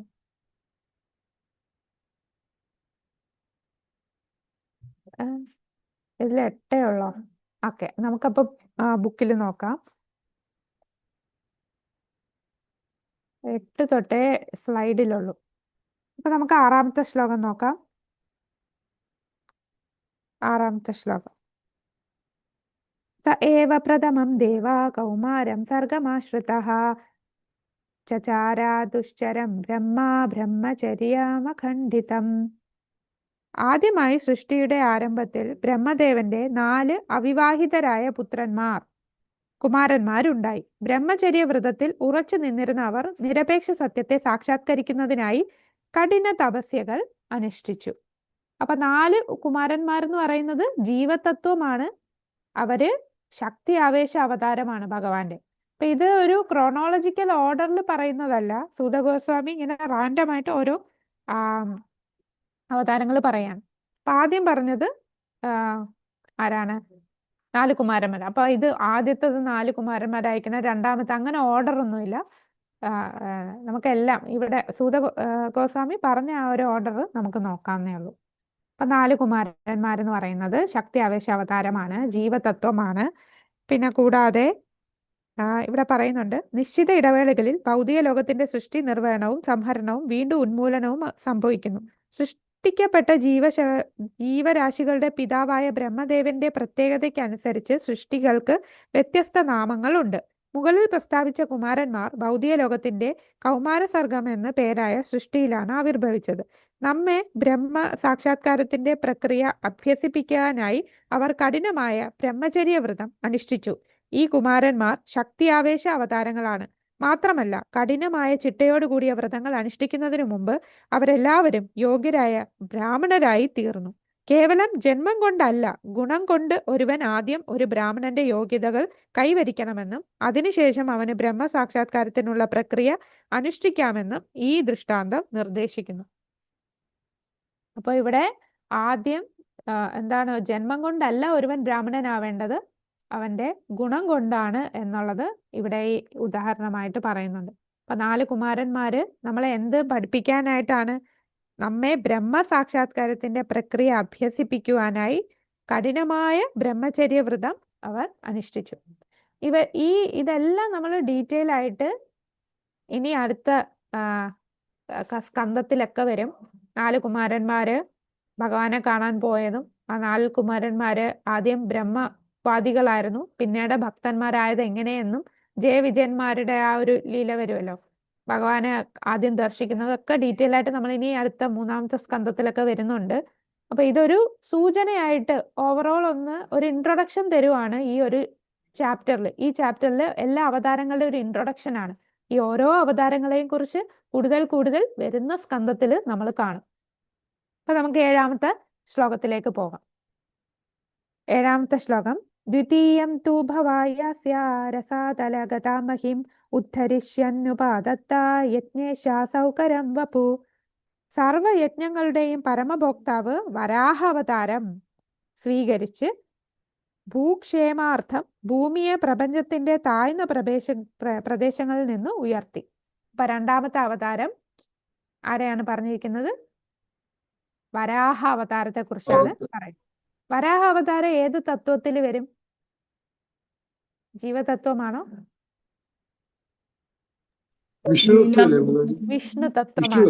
വിഷ്ണു തത്വമാണ് അല്ലെ വരാഹ അവതാരം. വരാഹം എന്ന് പറയുന്നത് വൈകുണ്ഠ ലോകത്തില് വരാഹ അവതാരത്തിന്റെ ഒരു വൈകുണ്ഠം ഉണ്ട്, വരാഹദേവന് ഒരു വൈകുണ്ഠം ഉണ്ട്. അപ്പൊ ആത്മീയ ലോകത്തിൽ നിന്ന് വന്നതാണ് വരാഹ അവതാരം. അപ്പൊ വരാഹ അവതാരത്തെ കുറിച്ചും നമ്മള് വരുന്ന സ്കന്ധങ്ങളിൽ കാണും. അപ്പൊ ഇതിന്റെ അർത്ഥം ഒന്ന് വായിക്കാമോ? പെട്ടെന്ന് വായിച്ചോളൂ. ഹരേ കൃഷ്ണ. ഇതുവരെ വായിക്കാത്തവര് വായിക്കണേ. ഇതുവരെ അൺമ്യൂട്ട് ചെയ്ത് വായിക്കാത്തവര് ഒന്ന് അൺമ്യൂട്ട് ചെയ്ത് വായിച്ചോളൂ. ഹരേ കൃഷ്ണ മാതാജി, ഞാൻ വായിക്കട്ടെ. വായിച്ചോളൂ മാതാജി. സുധേവ് മാതാജി. ഭാവാർത്ഥം. ജയശീല പ്രഭുവാദിക്ക് ജയ്. പരമദിവ്യോത്തമ പുരുഷന്റെ ഓരോ അവതാരവും നിർവഹിച്ച വിശേഷ കർമ്മവും വിശദീകരിച്ചിരിക്കുന്നു എന്ന സൂചനയാണിത്. സവിശേഷമായ കർമ്മമില്ലാത്ത യാതൊരു അവതാരവുമില്ല. ഭഗവത് ലീലകൾ സദാ അസാധാരണവും സർവാതിശയുമാകുന്നു. ഏതൊരു ജീവസത്തയ്ക്കും നിർവഹിക്കാൻ അസാധ്യമായവയാണത്. അശുദ്ധ വിഷയങ്ങളുടെ അതിശക്ത തലങ്ങളിൽ നിന്നും പൃഥ്വിയെ വീട്ടെടുക്കുവാൻ പരമദിവ്യോത്തമ പുരുഷന് അവതാരമെടുക്കേണ്ടി വന്നു. അശുദ്ധമായ സ്ഥലത്തു നിന്ന് എന്തെങ്കിലും എടുക്കാൻ വരാഹത്തിന് കഴിയുന്നു. സർവശക്തനായ പരമദിവ്യോത്തമ പുരുഷൻ ഈ അത്ഭുതത്തെ അത്തരം അശുദ്ധ സ്ഥലത്ത് ഭൂമിയെ ഒളിപ്പിച്ച അസുരന്മാർക്ക് കാട്ടിക്കൊടുത്തു. പരമദിവ്യോത്തമ പുരുഷന് അസാധ്യമായിട്ടൊന്നുമില്ല. വരാഹമായി അദ്ദേഹം അവതരിച്ചുവെങ്കിലും സദാ അതീന്ദ്രിയാവസ്ഥയിൽ സ്ഥിതി ചെയ്യുന്ന അദ്ദേഹത്തെ ഭക്തർ ആരാധിക്കുന്നു. ഹരേ കൃഷ്ണ മാതാജി. ഹരേ കൃഷ്ണ. താങ്ക് യു മാതാജി. അപ്പോ വരാഹം എന്ന് പറയുമ്പോൾ എന്തുകൊണ്ട് വരാഹം അവതാരം? ഭഗവാന്റെ ഓരോ സൃഷ്ടിക്കും ഓരോ പർപ്പസ് ഉണ്ട്. അപ്പൊ ഇവിടെ ഹിരണ്യാക്ഷനെ വധിക്കാനായിട്ട് വരാഹാവതാരം എടുത്തു. വരാഹാവതാരം തന്നെ 2 വട്ടം എടുക്കുന്നു എന്ന് പറയുന്നുണ്ട് അല്ലെ? ഒന്ന് 2 മന്വന്തരത്തിലായിട്ട് വരുന്നുണ്ട്. ഒന്ന് ശ്വേത വരാഹവും രക്തവരാഹവും. അതിൽ രക്തവരാഹമാണ് ഹിരണ്യാക്ഷനെ വധിക്കുന്ന വരാഹം. അത് ഹിരണ്യാക്ഷൻ ഭൂമിയെ ഗർഭോദക കടലിന്റെ ഉള്ളിലേക്ക് കൊണ്ടിടുന്നത് കൊണ്ടാണ്. കൊണ്ടിടുക എന്ന് പറഞ്ഞാല് ഭൂമിയിൽ ഈ സ്വർണമെല്ലാം എടുത്തെടുത്ത് ഭൂമി അതിന്റെ അച്ചുതണ്ടിൽ നിന്ന് വീണു പോകുന്നു. ഇനി ശ്വേതവരാഹം വരുന്നത് പറയുന്നത് ബ്രഹ്മാവ് രാത്രി കഴിഞ്ഞ് രാത്രിയാകുമ്പോൾ എന്താ സംഭവിക്കുക? ഇവിടെ എല്ലാം പ്രളയമാവും. ഈ ഭൂലോകം എല്ലാം ഗർഭോദക കടലിന്റെ അടിയിലാകും. പിന്നെ ബ്രഹ്മാവിന്റെ പകലാകുമ്പോഴത്തേക്കും ഈ വെള്ളം എല്ലാം താന്ന് ഈ 14 ലോകങ്ങളും ഗർഭോദക കടലിന്റെ മുകളിൽ വരും. പക്ഷെ ഒരു തവണ ബ്രഹ്മാവിന്റെ സൃഷ്ടി തുടങ്ങാനായിട്ട് നോക്കുമ്പോൾ ഭൂമിയെ കാണുന്നില്ല. അപ്പൊ ഭൂമി എവിടെ പോയി എന്ന് ആലോചിക്കുമ്പോഴാണ് മനസ്സിലാവുന്നത് ഭൂമി കടലിന്റെ ഉള്ളിൽ താന്നുപോയി. അപ്പൊ അങ്ങനെ ബ്രഹ്മാവ് ചിന്തിക്കുമ്പോഴാണ്, ഇത് നമ്മൾ ഭാഗവതത്തിൽ വരുന്നുണ്ട്, അത് അതിന്റെ ഭാവാർത്ഥം വായിക്കുമ്പോൾ മനസ്സിലാവും. രണ്ടും കൂടെ മിക്സ് ചെയ്താണ് ശ്ലോകങ്ങൾ പറഞ്ഞു പോകുന്നത്. ശുകദേവ ഗോസ്വാമി വരാഹാവതാരം പറഞ്ഞു പോകുന്നത്. അപ്പോ അതിന്റെ ഭാവാർത്ഥത്തില് പ്രഭുപാദര് പറഞ്ഞിട്ടുണ്ട്, ഇത് ആചാര്യന്മാര് പറഞ്ഞത് പ്രകാരം ഈ 2 മന്വന്തരത്തിൽ നടന്ന വരാഹ അവതാരവും മിക്സ് ചെയ്താണ് പറഞ്ഞിട്ടുള്ളത്. അപ്പോൾ 2 വരാഹാവതാരം വരുന്നുണ്ട്, ശ്വേതവരാഹം, രക്തവരാഹം. ശ്വേതവരാഹം ഹിരണ്യാക്ഷനെ കൊല്ലുന്നില്ല. ഹിരണ്യാക്ഷനെ കൊല്ലാൻ വേണ്ടി അല്ല ശ്വേതാവതാരം വന്നത്. അത് സൃഷ്ടിയുടെ ആരംഭത്തിൽ ബ്രഹ്മാവ് നോക്കുമ്പോൾ ഭൂമി ദേവിയെ കാണുന്നില്ല. ഭൂമി ഗർഭോദക കടലില് ആണ്ടുപോയി. അപ്പോൾ ഈ താഴ്ന്ന ചെളിയിൽ കിടക്കുന്നതിനെ ഉയർത്തിയെടുക്കാൻ വേണ്ടിയാണ് ഭഗവാൻ ഈ ഒരു രൂപം എടുക്കുന്നത്. അപ്പൊ ഇങ്ങനെ ചിന്തിച്ചുകൊണ്ടിരിക്കുമ്പോൾ ഭഗവാനോട് ചിന്തിക്കും, ഞാൻ ഇനി എന്ത് ചെയ്യും ഭഗവാനെ ചിന്തിക്കുമ്പോൾ ബ്രഹ്മാവിന്റെ മൂക്കിൽ നിന്ന് ഒരു ചെറിയ രൂപം വരും അല്ലെ. പിന്നീട് അത് ഭീമാകാരമായിട്ടുള്ള മല പോലത്തെ രൂപമായ വരാഹം ഗർഭോദക കടലിൽ പോയി മുങ്ങി എടുക്കുന്നതാണ് ഭൂമിദേവി. അപ്പൊ അങ്ങനെ അഴുക്ക് സ്ഥലത്തിലാണ് എപ്പോഴും പന്നികൾ എപ്പോഴും എങ്ങനെ ആയിരിക്കും, അഴുക്കുള്ള സ്ഥലത്തിൽ ഇങ്ങനെ മണപ്പിച്ച് ഇങ്ങനെ എടുക്കും. അതുകൊണ്ട് ആ ഒരു ചെളിയിൽ വീണ് പോയത് കൊണ്ട്, ഗർഭോദക കടലിൽ വീണ് പോയത് കൊണ്ട് ആ ഒരു രൂപമെടുത്ത് ഭഗവാൻ ഉയർത്തി. അപ്പൊ ചിലര് ചോദിക്കും, ഭഗവാന്റെ ഗർഭോദക കടൽ എന്ന് പറഞ്ഞാൽ അതീന്ദ്രിയമല്ലേ, അവിടെ എങ്ങനെയാ ചെളി വരിക എന്നൊരു ചോദ്യം വരാറുണ്ട്. അതെങ്ങനെ അഴുക്കാവും അല്ലെ? അപ്പൊ അതിൽ പറയുന്നത് എന്താന്ന് വെച്ചാല് ഈ 14 ലോകത്തിൽ താഴെയുള്ള ലോകങ്ങൾ എന്ന് പറഞ്ഞാൽ അസുരന്മാരുടെ ഒക്കെ ലോകമാണ് അല്ലെ. അത്തല, വിത്തല, സുത്തല, തലാത്തല, രസാതല, പാതാള, അങ്ങനത്തെ ലോകം. അപ്പൊ ആ ലോകങ്ങളിലുള്ളവർ എന്ന് പറയുമ്പോൾ അവര് ചെയ്യുന്ന ആ പാപകർമ്മം കാരണം അതൊക്കെ അഴുക്ക സ്ഥലങ്ങളായി മാറുന്നു. അപ്പൊ അതെല്ലാം താഴെ കിടക്കുമ്പോൾ അവിടെ അഴുക്കായി മാറുന്നു എന്ന് ഇങ്ങനെ ആചാര്യന്മാര് പറയാറുണ്ട്. അപ്പൊ അതാണ് നമ്മളുടെ 2ാമത്തെ അവതാരം. ഇനി 8ാമത്തെ ശ്ലോകം. തൃതീയം മൃഷി സർഗം വൈ ദേവർഷിത്വമുപേത്യ സ തന്ത്രം സാത്വതമാചഷ്ട നൈഷ്കർമ്മ്യം കർമ്മണാം യതഃ. ഋഷി സർഗത്തിൽ പരമപുരുഷൻ ദേവന്മാരുടെ ഇടയിൽ ശ്രേഷ്ഠ ഋഷിയായ ദേവർഷി നാരദന്റെ രൂപത്തിൽ 3ാമത്തെ ശക്തി ആവേശ അവതാരം എടുത്തു. ഭക്തിയുത സേവനത്തെ കൈകാര്യം ചെയ്യുന്നതും ഫലോദിഷ്ടമല്ലാത്ത പ്രവൃത്തിയെ പ്രേരിപ്പിക്കുന്നതുമായ വേദവിശദീകരണങ്ങളെ അദ്ദേഹം സമാഹരിച്ചു. അപ്പോൾ നാരദ മഹർഷിയാണ് മൂന്നാമത്തെ അവതാരം. നാരദ മഹർഷി എന്ന് പറയുമ്പോൾ ജീവതത്വമാണോ അതോ വിഷ്ണു തത്വമാണോ? ഏത് തത്വത്തിൽ വരും? നാരദ മഹർഷി ബ്രഹ്മാവിന്റെ ജീവതത്വം. മകനായിട്ടുള്ള ജീവതത്വമാണ്. നാരദ മഹർഷി ജീവതത്വനാണ്. അദ്ദേഹം ഭഗവാന്റെ ശക്തി ആവേശ അവതാരമായിട്ടാണ് പറയുന്നത്. അപ്പൊ ഈ ബ്രഹ്മാവ് നാരദ മഹർഷി ഭക്തിയുദ്ധ സേവനം അല്ലെ പ്രചരിപ്പിക്കുകയാണ്. എത്ര പേരെയാണ് ഭക്തന്മാരാക്കിയത്? അപ്പൊ ഭക്തിയുദ്ധ സേവനത്തെ കൈകാര്യം ചെയ്യുന്നതും ഫലോദിഷ്ടമല്ലാത്ത പ്രവൃത്തിയെ പ്രേരിപ്പിക്കുന്നതുമായ വേദവിശദീകരണങ്ങളെയാണ് അദ്ദേഹം സമാഹരിച്ചത്. ഇപ്പൊ ശ്രീമദ് ഭാഗവതത്തിലെ ഓരോ സ്കന്ധത്തിലും നാരദമുനിയുടെ വിവരണം കാണാം. 1 തൊട്ട് 12 വരെയുള്ള സ്കന്ധങ്ങൾ നോക്കിയാൽ എല്ലായിടത്തും നാരദ മഹർഷിയെ കുറിച്ച് പറയുന്നുണ്ട്. നാരദ പഞ്ചരാത്രം കർമ്മികൾ ഭക്തിയുദ്ധ സേവനം ഏറ്റെടുക്കുന്നതിനായി ശ്രീ നാരദ മുനിയുടെ പ്രദർശനമാണ്. അപ്പൊ നാരദ പഞ്ചരാത്രം നാരദ മഹർഷിയുടെ ആണ് അതിന്റെ ഓദർ. നാരദ മഹർഷി എഴുതിയതാണ് നാരദ പഞ്ചരാത്രം. അപ്പൊ അവരെ കർമ്മികളായിട്ടുള്ളവരെ ഗ്രാജുവലി അവരെ ഭക്തിയുത സേവനത്തിലേക്ക് കൊണ്ടുവരാനായിട്ട് ഭക്തന്മാരാക്കാനുള്ള വേണ്ടിയാണ് നാരദ പഞ്ചരാത്രം. ധ്രുവ മഹാരാജ്, പ്രഹ്ലാദ് മഹാരാജ്, പ്രചേതസ്, പ്രാചീന ബർഹി, ചിത്രകേതു, യുധിഷ്ഠിരൻ എന്നിവരുടെ എല്ലാം നിരവധി വ്യക്തികളുടെ ജീവിതത്തെ നാരദമുനി മാറ്റിമറിച്ചു. ആനന്ദത്തിന്റെ ഉണ്മ എപ്രകാരമാണ് അനുഭവസിദ്ധമാക്കുന്നതെന്ന് ഈ മൂഢരായ ഭൗതികവാദികൾക്ക് ശ്രീ നാരദൻ അറിവ് നൽകുന്നു. ലോകത്തിലെ രോഗഗ്രസ്തരായ വ്യക്തികൾക്ക് ആത്മീയ സ്വാതന്ത്ര്യാവസ്ഥയിൽ എത്തിച്ചേരുന്നതിനാവശ്യമായ മാർഗനിർദ്ദേശം അദ്ദേഹം നൽകുന്നു. ഇതര പാലുൽപ്പന്ന പദാർത്ഥേധാപയോഗത്തിലൂടെ ഉണ്ടാകുന്ന അജീർണത്തിന് പ്രതിവിധിയായി സംസ്കരിച്ച മറ്റൊരു പാലുൽപ്പന്നമായ തൈര് ഉപയോഗിക്കാൻ രോഗിയോട് വൈദ്യൻ ഉപദേശിക്കുന്നു. ആകയാൽ രോഗഹേതുവും രോഗപരിഹാരവും ഒന്നു തന്നെയാകാം.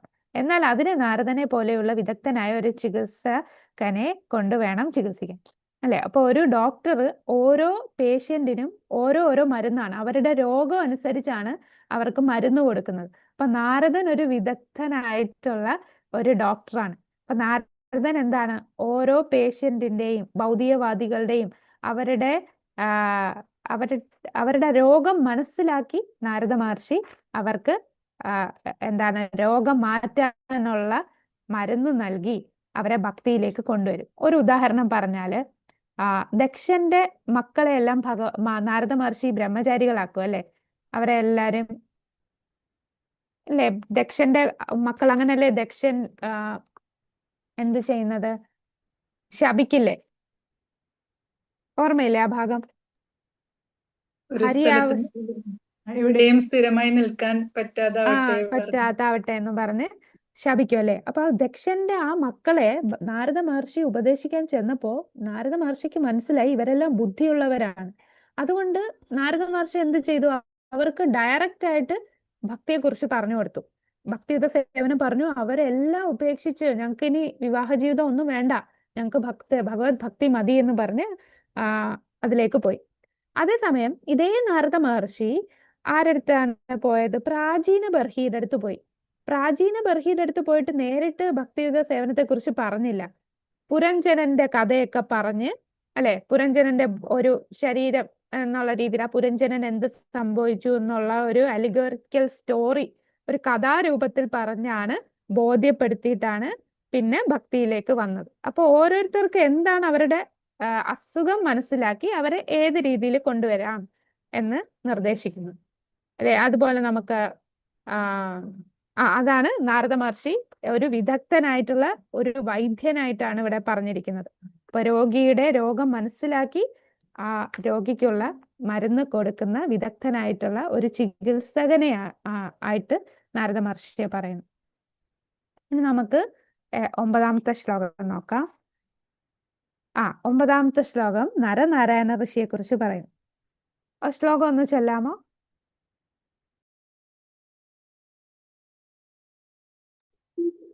ഹരേ കൃഷ്ണ. ഹരേ കൃഷ്ണ. ഹരേ കൃഷ്ണ. തുജേ ധർമ്മകലാ സർഗേ നര നാരായണ ഋഷി ഭൂത്വാ ഭൂത്വാത്മോപചമോപേത അകരോൽ ദുശ്ചരം തപ.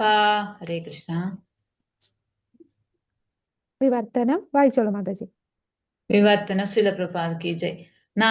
നാലാം അവതാരത്തിൽ ഭഗവാൻ ധർമ്മരാജാവിന്റെ ഇരട്ട പുത്രന്മാരായി നരനും നാരായണനുമായി അവതാരമെടുത്തു. അങ്ങനെ ഇന്ദ്രിയ നിയന്ത്രണത്തിനായി കഠിനവും അനുകരണാർഹവുമായ തപസ്യകൾ അനുഷ്ഠിച്ചു. ഹരേ കൃഷ്ണ. ഹരേ കൃഷ്ണ. അപ്പൊ നരനാരായണ ഋഷി, നരൻ എന്ന് പറയുന്നത് അർജുനനും നാരായണൻ ഭഗവാനുമായിട്ട് പറയുന്നുണ്ട് അല്ലെ. അപ്പൊ നരനാരായണ ഋഷി ഇപ്പോഴും ബദരികാശ്രമത്തില് നരനാരായണ ഋഷികൾ വസിക്കുന്നു എന്ന് പറയും. പക്ഷെ നമ്മളുടെ ഭൗതിക ഇന്ദ്രിയങ്ങൾ കൊണ്ട് ഗോചരമല്ല, വേറെ തലത്തിലാണ് അല്ലെ, അതീന്ദ്രിയ തലത്തിൽ ഇപ്പോഴും വസിക്കുന്നുണ്ട്. ഇപ്പൊ ഹനുമാൻജി ഇപ്പോഴും വസിക്കുന്നു പറയുന്ന പോലെ ബദരികാശ്രമത്തില് നരനാരായണ ഋഷി വസിക്കുന്നു. അപ്പോ ഇവിടെ പറയുന്നുണ്ട്, ഋഷഭരാജൻ പുത്രന്മാരോട് ഉപദേശിച്ചതുപോലെ, ഋഷഭരാജൻ പുത്രന്മാരുടെ ഉപദേശങ്ങൾ 5-ാമത്തെ സ്കന്ധത്തിൽ വരുന്നതാണ്, 5-ാം അധ്യായത്തില്. തപസ്യ അഥവാ അതീന്ദ്രിയ സാക്ഷാത്കാരത്തിന് വേണ്ടി സ്വമേധയാ തപശ്ചര്യകൾ സ്വീകരിക്കുന്നതാണ് മനുഷ്യന്റെ ഏക കർത്തവ്യം. നമ്മെ അഭ്യസിപ്പിക്കുവാൻ മാതൃകാപരമായ രീതിയിൽ ഭഗവാൻ സ്വയം അപ്രകാരം പ്രവർത്തിച്ചു. മറവിയുള്ള ആത്മാക്കളോട് ഭഗവാൻ അതീവ കരുണയുള്ളവനാണ്. ആകയാൽ എല്ലാ ബദ്ധ ജീവാത്മാക്കളെയും ഭഗവത്ധാമത്തിലേക്ക് മടക്കി വിളിക്കുവാൻ ഭഗവാൻ സ്വയം ആഗതനായി ആവശ്യമുള്ള നിർദ്ദേശങ്ങൾ നൽകുകയും അതുകൂടാതെ അവിടുത്തെ സത്പുത്രന്മാരെ പ്രതിനിധികളായി അയക്കുകയും ചെയ്യുന്നു. ഈ ഉദ്ദേശത്തോടെ ഈ യുഗത്തിലെ പതിതാത്മാക്കളോടുള്ള സവിശേഷ കാരുണ്യം പ്രകടിപ്പിക്കാനായി സമീപകാലത്ത് ശ്രീ ചൈതന്യ മഹാപ്രഭുവും ആവിർഭവിച്ചു. ഹിമാലയ പർവ്വത നിരകളിലെ ബദരി നാരായണ ക്ഷേത്രത്തിൽ നാരായണ അവതാരത്തെ ഇപ്പോഴും ആരാധിക്കുന്നുണ്ട്. അപ്പൊ ഇവിടെ ഈ പടത്തിൽ കാണിച്ചിരിക്കുന്നത് എന്താന്ന് മനസ്സിലായോ? 11-ാം സ്കന്ധത്തിൽ ഇത് പറയുന്നുണ്ട്. ഈ ഒരു പടം നരനാരായണ ഋഷിയുമായിട്ട് ബന്ധപ്പെട്ട ഒരു ലീലയാണ്. അതായത് നരനാരായണ ഋഷിമാരുടെ തപശ്ചര്യ കണ്ടപ്പോ ഇന്ദ്രനാകെ വിഷമമായി. ഇനി തന്റെ സ്ഥാനം പിടിച്ചെടുക്കാൻ വേണ്ടിയാണോ നരനാരായണ ഋഷിമാരെ ഇങ്ങനെ തപസ് ചെയ്യുന്നതെന്ന് ഓർത്തു. അപ്പൊ ഇന്ദ്രൻ എന്ത് ചെയ്യും? കുറച്ച് പല രീതിയിൽ കീഴ്പ്പെടുത്താൻ ശ്രമിക്കും. അവസാനം കന്ദർപ്പൻ കാമദേവനെ അയക്കും. കാമദേവൻ അപ്സരസുകളുമായി ചെല്ലും അല്ലെ, അദ്ദേഹത്തെ ലയിപ്പിക്കാനായിട്ട്, ഈ തപശ്ചര്യയെ ഇല്ലാതാക്കാനായിട്ട്. അപ്പൊ എന്താണ് ഭഗവാൻ ചെയ്യുന്നത്? നാരായണ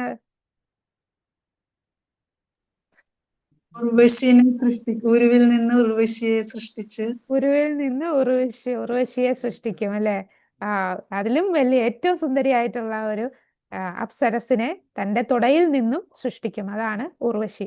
അപ്പൊ മൂർത്തിയുടെ ഗർഭത്തിൽ നിന്ന് മഹർഷിമാരിൽ ഏറ്റവും ശ്രേഷ്ഠമായ നരനാരായണന്റെ രൂപത്തിൽ അവതാരമെടുത്തു. സ്വന്തം പ്രായോഗിക പ്രകടനത്തിലൂടെ നൈഷ്കർമ്മ്യത്തിന്റെ ശാസ്ത്രം അദ്ദേഹം പ്രസംഗിച്ചു. നരനാരായണന്റെ തപസ്സുകൾ കണ്ട് ഭയവും അസൂയയും തോന്നിയ ഇന്ദ്രൻ കാമദേവനെ ബദരികാശ്രമത്തിൽ അയച്ചപ്പോൾ അവർ കാമദേവനെ ആദരണീയമായ അതിഥിയായി സ്വീകരിച്ചു. ശാന്തനായ കാമദേവൻ പരമപുരുഷനായ നരനാരായണ ഋഷിയോട് പ്രാർത്ഥന അർപ്പിച്ചു. മുനിയുടെ ആജ്ഞപ്രകാരം കാമദേവൻ ഉർവശിയുമായി അവിടെ നിന്നും മടങ്ങി ഇന്ദ്രന്റെ മുമ്പാകെ ഹാജരായി നടന്നതെല്ലാം പറഞ്ഞു. അതാണ് നരനാരായണ ഋഷി എത്ര ശക്തനാണ്, ഭഗവാന്റെ അവതാരമാണ്. അപ്പൊ നാരൻ എന്ന് പറയുന്ന ജീവതത്വമാണെങ്കിലും നാരായണൻ വിഷ്ണു തത്വമാണ്. 10-ാമത്തെ ശ്ലോകം. പഞ്ചമാ കപിലോ നാമ സിദ്ധേശാകാല വിപ്ലുതം പ്രോവാചാസുരഗ്രാമവിനിർണയം. 5-ാമത്തെ കപില ഭഗവാൻ എന്ന നാമധേയത്തോടു കൂടിയ 5-ാം അവതാരം സിദ്ധന്മാരിൽ അഗ്രഗണ്യനാണ്. സൃഷ്ടി ഘടകങ്ങളെയും അതിഭൗതിക ശാസ്ത്രത്തെയും സംബന്ധിച്ച ഒരു വിവരണം ആസുരി ബ്രാഹ്മണന് അദ്ദേഹം നൽകി. കാരണം കാലക്രമേണ ഈ ജ്ഞാനം നഷ്ടപ്പെട്ടു പോയിരുന്നു. അപ്പൊ ഇവിടെ കപിലദേവനെ പറയുന്നു. കർദമ മുനിയുടെയും ദേവഹൂതിയുടെയും പുത്രനായിട്ടുള്ള കപിലദേവന്റെ അവതാരത്തെ കുറിച്ചാണ് പറയുന്നത്. ഇത് 3-ാമത്തെ സ്കന്ധം 24-25 അധ്യായത്തില് കൂടുതൽ ഡീറ്റെയിൽ ആയിട്ട് പറയും. സൃഷ്ടി ഘടകങ്ങളുടെ ആകത്തുക മൊത്തത്തിൽ 24 ആകുന്നു. അപ്പൊ 24 ഘടകങ്ങളും ആത്മാവും തമ്മിലുള്ള വ്യത്യാസം സാഖ്യ ഫിലോസഫിയിൽ പറയുന്നുണ്ട്. സാഖ്യ തത്വശാസ്ത്ര പദ്ധതിയിൽ അവ ഓരോന്നിനെ കുറിച്ചും സ്പഷ്ടമായി വിശദമാക്കിയിരിക്കുന്നു. യൂറോപ്യൻ പണ്ഡിതന്മാർ സാഖ്യ തത്വശാസ്ത്രത്തെ പൊതുവെ അതിഭൗതിക ശാസ്ത്രം എന്ന് വിശേഷിപ്പിക്കുന്നു. സാഖ്യത്തിന്റെ ശബ്ദോൽപത്തി വിഷയകമായ അർത്ഥം ഭൗതിക ഘടകങ്ങളുടെ അപഗ്രന്ഥത്തിലൂടെ വളരെ സ്പഷ്ടമായി വിശദീകരിക്കുന്ന ഒന്ന് എന്നാണ്. അവതാര ശ്രേണിയിൽ 5-മതായി ഇവിടെ വിശേഷിപ്പിക്കുന്ന കപില ഭഗവാനാൽ ആദ്യമായി ഇത് നിർവഹിക്കപ്പെട്ടു. അടുത്തത് നോക്കാം. ആറാമത്തെ അവതാരത്തെ കുറിച്ച് പറയുന്നു. 11-ാമത്തെ ശ്ലോകം. ഷഷ്ടം അത്രേരപ്യത്യത്വം വൃതാ പ്രാപ്തോ നസൂയയാ ആന്വീക്ഷീമലർക്കായ പ്രഹ്ലാദാദിത്യ ഊചിത്വാൻ. അത്രി മഹർഷിയുടെ പുത്രനാണ് പുരുഷന്റെ 6-ാം അവതാരം. ഒരവതാരത്തിനായി പ്രാർത്ഥിച്ച അനസൂയയുടെ ഗർഭത്തിൽ നിന്നും അദ്ദേഹം ജന്മമെടുത്തു. അലർക്കനോടും പ്രഹ്ലാദനോടും മറ്റുള്ളവരോടും യദു, ഹൈഹയൻ തുടങ്ങിയവർ അതീന്ദ്രിയ വിഷയത്തെക്കുറിച്ച് അദ്ദേഹം സംസാരിച്ചു. അത്രി മഹർഷിയുടെയും അനസൂയയുടെയും മകനായിട്ടാണ് വരുന്നത്. അപ്പൊ അത്രി മഹർഷി ഭഗവാനെ, എനിക്ക് പരമപുരുഷനായിട്ടുള്ള ഭഗവാൻ എൻ്റെ മകനായിട്ട് വരണമെന്ന് ആഗ്രഹിച്ചു. പക്ഷെ അത്രി മഹർഷിക്ക് ആരാണ് പരമപുരുഷൻ എന്ന് അറിയില്ല. അങ്ങനെ അദ്ദേഹം പ്രാർത്ഥിച്ചപ്പോ ത്രിമൂർത്തികൾ 3 പേരും പ്രത്യക്ഷപ്പെട്ടു. വിഷ്ണു, ബ്രഹ്മ, ശിവൻ, മഹാദേവൻ. അപ്പൊ 3 പേരുടെയും ഈ 3 അവതാരങ്ങളുടെയും ഭാഗിക പ്രാതിനിധ്യങ്ങളായിട്ടുള്ള 3 പേര്, അതായത് സോമൻ ബ്രഹ്മാവിന്റെ പുത്രനും, ദത്താത്രേയൻ വിഷ്ണുവിന്റെ പുത്രനും, ദുർവാസാവ് ശിവന്റെ പുത്രൻ. അപ്പൊ എന്നീ അതിപ്രശസ്തരായ 3 പുത്രന്മാർക്ക് ജന്മം നൽകി. സോമൻ ബ്രഹ്മാവിന്റെ ഒരു ഭാഗിക പ്രാതിനിധ്യവും, ദത്താത്രേയൻ ഭഗവാൻ വിഷ്ണുവിന്റെ ഒരു ഭാഗിക പ്രാതിനിധ്യവും, ദുർവാസാവ് ശിവന്റെ ഭാഗിക പ്രാതിനിധ്യവും ആകുന്നു. ഇത് 4-ാം സ്കന്ധത്തില് ഇതേക്കുറിച്ച് പറയുന്നുണ്ട്.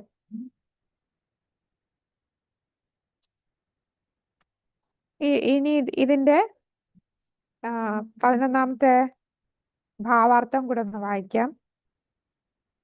അത്രി മഹർഷിയുടെയും അനസൂയയുടെയും പുത്രനായി ഭഗവാൻ ദത്താത്രേയനായി അവതരിച്ചു. ഭഗവത് അവതാരമായുള്ള ദത്താത്രേയന്റെ ജനന ചരിത്രം ബ്രഹ്മാണ്ഡ പുരാണത്തിൽ പതിവ്രതയായ പത്നിയുടെ കഥയുമായി ബന്ധപ്പെട്ട് സൂചിപ്പിച്ചിരിക്കുന്നു. അത്രി മഹർഷിയുടെ പത്നിയായ അനസൂയ ബ്രഹ്മ, വിഷ്ണു, മഹേശ്വരന്മാരുടെ സമക്ഷം ഇപ്രകാരം പ്രാർത്ഥിച്ചതായി പറയുന്നു. എന്റെ ഈശ്വരന്മാരെ, നിങ്ങൾ ഏവരും എന്നിൽ പ്രസാദിക്കുകയും എന്തെങ്കിലും അനുഗ്രഹങ്ങൾ ഞാൻ നിങ്ങളിൽ നിന്നും ആവശ്യപ്പെടുന്നുവെന്ന് ആഗ്രഹിക്കുകയും ചെയ്യുന്ന പക്ഷം നിങ്ങൾ ഒത്തുചേർന്ന് എന്റെ പുത്രനായി അവതരിക്കണമെന്ന് ഞാൻ പ്രാർത്ഥിക്കുന്നു. അവർ ഈ പ്രാർത്ഥന സ്വീകരിക്കുകയും ദത്താത്രേയന്റെ രൂപത്തിൽ ഭഗവാൻ ആത്മതത്വത്തെ വിശദീകരിച്ച് അലർക്കൻ, പ്രഹ്ലാദൻ, യദു, ഹൈഹയൻ തുടങ്ങിയവർക്ക് പ്രത്യേകമായി നിർദ്ദേശിക്കുകയും ചെയ്തു. ഇനി 12-ാമത്തെ ശ്ലോകം. തഥാ സപ്തമ ആകൂത്യാം രുചേർയജ്ഞോഭ്യജായത സയാമാധ്യാസുരഗണൈ രപാത് സ്വയംഭുവാന്തരം. രുചി പ്രജാപതിയുടെയും പത്നി ആകൂതിയുടെയും പുത്രനായ യജ്ഞനാണ് 7-ാമത്തെ അവതാരം. സ്വയംഭുവ മനുവിന്റെ ആധിപത്യകാലത്തെ നിയന്ത്രിച്ചിരുന്ന അവിടുത്തെ പുത്രനായ യമൻ മുതലായ ദേവന്മാർ സഹായിച്ചിരുന്നു. അപ്പൊ ഇവിടെ പറഞ്ഞിരിക്കുന്നത് മന്വന്തര അവതാരമാണ്, യജ്ഞ അവതാരം ആണ്. അടുത്ത 12-ാമത്തെ ശ്ലോകത്തിൽ പറയുന്ന അവതാരം, 7-ാമത്തെ അവതാരം യജ്ഞ അവതാരം, അത് മന്വന്തര അവതാരമാണ്. 7 അവതാര യജ്ഞ രുചിയുടെയും പ്രജാപതി രുചിയുടെയും ആകൂതിയുടെയും പുത്രനായിട്ടാണ് യജ്ഞാവതാരം എടുത്തത്, അല്ലെ? അപ്പൊ യജ്ഞാവതാരം യമനെ പോലുള്ള സ്വപുത്രന്മാരുടെയും മറ്റു ദേവന്മാരുടെയും സഹായത്തോടെ യജ്ഞ ഭഗവാൻ പ്രപഞ്ച ഭരണം നടത്താനായിട്ടാണ് യജ്ഞ ഭഗവാൻ വന്നിട്ടുള്ളത്. അപ്പൊ ഈ സ്വയംഭുവ മനുവിന്റെ കാലഘട്ടത്തിലാണ് വന്നിരിക്കുന്നത്. പിന്നെ ഇവിടെ തന്നെ പറയുന്നുണ്ട്, ഇന്ദ്രലോകം രാജാവായി ഇന്ദ്രപദവിയിൽ വിരചിക്കാൻ തക്ക യോഗ്യനായ ഒരു ജീവാത്മാവും ഉണ്ടായിരുന്നില്ലെങ്കിൽ ആരുവരും ഭഗവാൻ തന്നെ ആസ്ഥാനത്തേക്ക് വരും. 13-ാമത്തെ ശ്ലോകം നോക്കാം. അഷ്ടമേ മേരു ദേവ്യാം തൂ നാഭിർജാതാ ഉരുക്രമ ദർശയൻ വർമ്മവിധീരാണാം സർവാശ്രമ നമസ്കൃതം. നാഭി മഹാരാജാവിന്റെയും പത്നി മേരു ദേവിയുടെയും പുത്രനായ ഋഷഭ രാജാവാണ് 8-ാം അവതാരം. ഈ അവതാരത്തിൽ ഭഗവാൻ പൂർണ്ണമായി ഇന്ദ്രിയങ്ങളെ നിയന്ത്രിച്ചവരും എല്ലാ ആശ്രമങ്ങളിലുള്ളവരാലും ആദരിക്കപ്പെടുന്നവരുമായ വ്യക്തികൾ അനുവർത്തിക്കുന്ന പരിപൂർണതയുടെ പാത കാട്ടിത്തന്നു. അപ്പൊ ഋഷഭദേവൻ ഭഗവാന്റെ ഭഗവാന്റെ ശക്തി ആവേശ അവതാരമാണ് ഋഷഭദേവൻ. അപ്പൊ അദ്ദേഹത്തിനെ കുറിച്ച് കൂടുതൽ 5-ാമത്തെ സ്കന്ധത്തിലാണുള്ളത്. 5-ാമത്തെ സ്കന്ധത്തില് 5-ാമത്തെ അധ്യായത്തില് ടീച്ചിങ്സ് ഓഫ് ഋഷഭദേവ, തന്റെ പുത്രന്മാർക്ക് ഉപദേശങ്ങൾ കൊടുക്കുന്നത് പ്രധാന ഭാഗമുണ്ട്. ഋഷഭദേവന്റെ പുത്രൻ ആരാണ്? ഫേമസ് ആയിട്ടൊരു പുത്രൻ ഉണ്ടല്ലോ, ഭരതരാജാവ് ഋഷഭദേവന്റെ പുത്രൻ. അപ്പൊ ഋഷഭദേവനും ഭഗവാന്റെ ഒരു ശക്തി ആവേശ അവതാരമാണ്. നമുക്ക് ഈ 13-ാമത്തെ ശ്ലോകം കൊണ്ട് നിർത്താം. അപ്പൊ ഇവിടെ ഈ അധ്യായം എന്ന് പറയുന്നത് 5-ാം സ്കന്ധത്തിലെ 3-ാം അധ്യായമാണ് പറയുന്നത്. അഗ്നിദ്രഥന്റെ മൂത്ത പുത്രനായ രാജാവ് നാഭിയുടെ കളങ്കമില്ലാത്ത സ്വഭാവത്തെക്കുറിച്ച് വിവരിച്ചിരിക്കുന്നു. പുത്രന്മാരെ ആഗ്രഹിക്കുന്നതിനായി മഹാരാജാവ് നാഭി കഠിനമായ തപസ് അനുഷ്ഠിച്ചു. ഭാര്യയോടൊപ്പം നിരവധി യജ്ഞങ്ങൾ അനുഷ്ഠിക്കുകയും എല്ലാ യജ്ഞങ്ങളുടെയും യജമാനനായ ഭഗവാൻ വിഷ്ണുവിനെ ആരാധിക്കുകയും ചെയ്തു. തന്റെ ഭക്തരോട് വളരെ ദയയുള്ളവനായ പരമപുരുഷൻ, ദിവ്യോത്തമ പുരുഷൻ മഹാരാജ നാഭിയുടെ തപസ്സുകളിൽ വളരെ സന്തുഷ്ടനായി. അദ്ദേഹം നേരിട്ട് തന്റെ ചതുർഭുജ രൂപത്തിൽ രാജാവിന്റെ മുമ്പാകെ പ്രത്യക്ഷപ്പെട്ടു. യജ്ഞങ്ങൾ അനുഷ്ഠിച്ചിരുന്ന പുരോഹിതന്മാർ അദ്ദേഹത്തിന് പ്രാർത്ഥനകൾ അർപ്പിക്കാൻ തുടങ്ങി. അവർ ഭഗവാന് തുല്യമായ ഒരു മകനെ പ്രാർത്ഥിച്ചു. മഹാരാജാവ് നാഭിയുടെ ഭാര്യയായ മേരുദേവിയുടെ ഗർഭത്തിൽ ജനിക്കാനും ഋഷഭദേവ രാജാവായി അവതാരമെടുക്കാനും ഭഗവാൻ വിഷ്ണു സമ്മതിച്ചു. ഋഷഭദേവൻ ഇന്ദ്രരാജാവിൻ വിനയം ഉളവാക്കുന്നു. അതായത് ഋഷഭദേവന്റെ അസൂയ തോന്നി ഇന്ദ്രൻ മഴ ഇല്ലാതാക്കും. ഇന്ദ്രനാണ് മഴയുടെ ചാർജ് കൊടുത്തിരിക്കുന്ന ഇന്ദ്രദേവനാണ്. അപ്പൊ ഋഷഭദേവന്റെ ഈ ഒരു നല്ല രീതിയിലുള്ള ഭരണവും ശക്തിയും ഒക്കെ കണ്ടിട്ട് അസൂയ തോന്നി മഴ നിർത്തിയപ്പോ ഋഷഭദേവൻ തന്നെ സ്വന്തം ആ മിസ്റ്റിക് യോഗസിദ്ധി കൊണ്ട് അദ്ദേഹം തന്നെ മഴ പെയ്യിപ്പിച്ചു. അത് കണ്ട് ഇന്ദ്രൻ വിനയാന്വിതനായി അദ്ദേഹത്തിന്റെ കാൽക്കൽ വന്നു. 100 പുത്രന്മാര് ഉണ്ടായിരുന്നു ഋഷഭദേവന്. 81 ബ്രാഹ്മണന്മാർ, 9 പരമഹംസന്മാർ, അതാണ് നവയോഗേന്ദ്രന്മാർ, 10 ക്ഷത്രിയന്മാർ. ഭഗവാൻ ഋഷഭദേവന്റെ ടീച്ചിങ്സ് നമുക്ക് വളരെ പ്രധാനപ്പെട്ടതാണ്. നമുക്ക് 5-ാമത്തെ സ്കന്ധത്തിൽ വരുമ്പോ അത് കാണാം. ഹരേ കൃഷ്ണ. 13 കൊണ്ട് നമുക്ക് ഇവിടെ നിർത്താം. അടുത്ത ക്ലാസ്സിൽ നമുക്ക് ബാക്കി അവതാരങ്ങളെല്ലാം കാണാം. ഹരേ കൃഷ്ണ. നേരത്തെ പറഞ്ഞ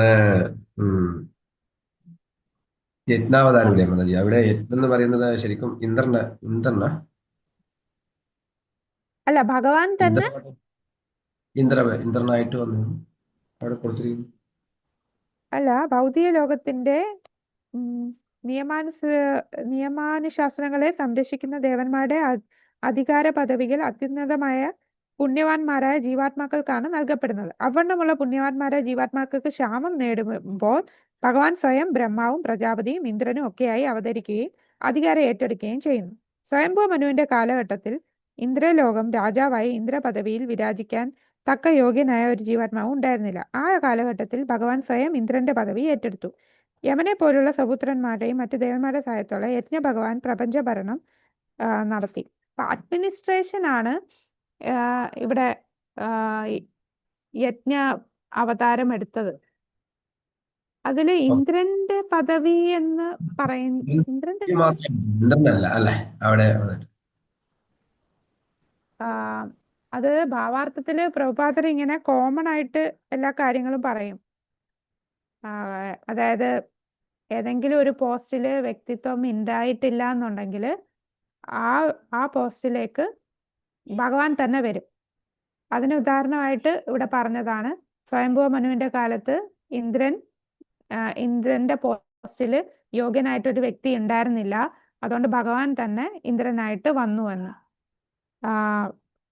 പക്ഷെ ഇവിടെ യജ്ഞദേവൻ അഡ്മിനിസ്ട്രേഷൻ, യൂണിവേഴ്സിന്റെ മൊത്തത്തിലുള്ള അഡ്മിനിസ്ട്രേഷൻ കൊടുത്തിരിക്കുന്നതെന്നാണ് പറയുന്നത്. പ്രപഞ്ച ഭരണം മൊത്തവും കൊടുത്തിരിക്കുന്നതാണ്. അപ്പൊ യമന്റെയും മറ്റു ദേവന്മാരുടെ സഹായത്തോടെ ഭഗവാൻ പ്രപഞ്ച ഭരണം നടത്തി എന്നാണ് പറയുന്നത്. അത് ഇന്ദ്രനെയാണോ പറയുന്നത്? അങ്ങനെ ഞാൻ കേട്ടില്ല. വേറെ ആർക്കെങ്കിലും അതിനെ കുറിച്ച് ഒന്ന് പറഞ്ഞു തരാമോ? ഹരേ കൃഷ്ണ. ഇന്ദ്രനെയാണോ പറയുന്നതെന്ന്?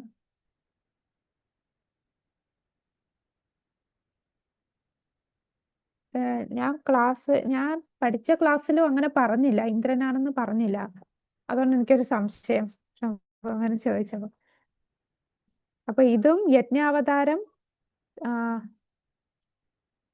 ഇതേ അവതാരമല്ലേ പാലാഴി മദനത്തിൽ വരുന്നത് അല്ലേ? പാലാഴി മദനത്തില് ദേവന്മാരുടെ കൂടെ നിന്ന് ഈ വാസുകീനെ വലിക്കാനായിട്ട് അവിടെയും അത് ഭഗവാന്റെ അജിതാവതാരമാണ്. അജിതാവതാരം. അത് അജിതയാണല്ലേ? അജിതയാണ്.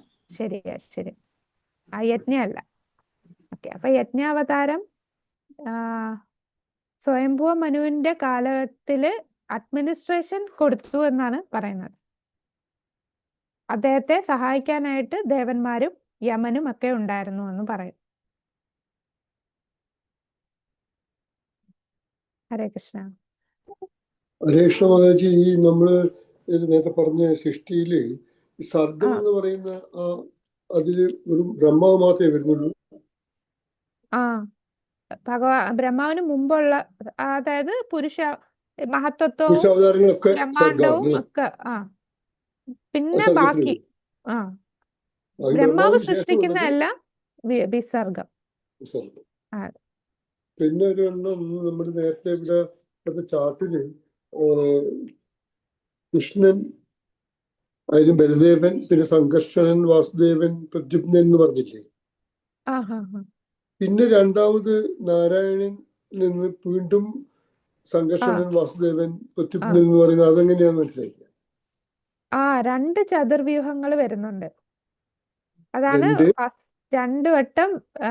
ആദ്യം ഇവിടെ കാണുന്നുണ്ടോ സ്ക്രീന്? ഞാനിവിടെ നോട്ട് ചെയ്ത് വെച്ചിട്ടുണ്ടായിരുന്നു. ഇപ്പൊ കാണുന്നുണ്ടോ? ഇപ്പൊ കാണാം, സ്ക്രീന് കാണാം.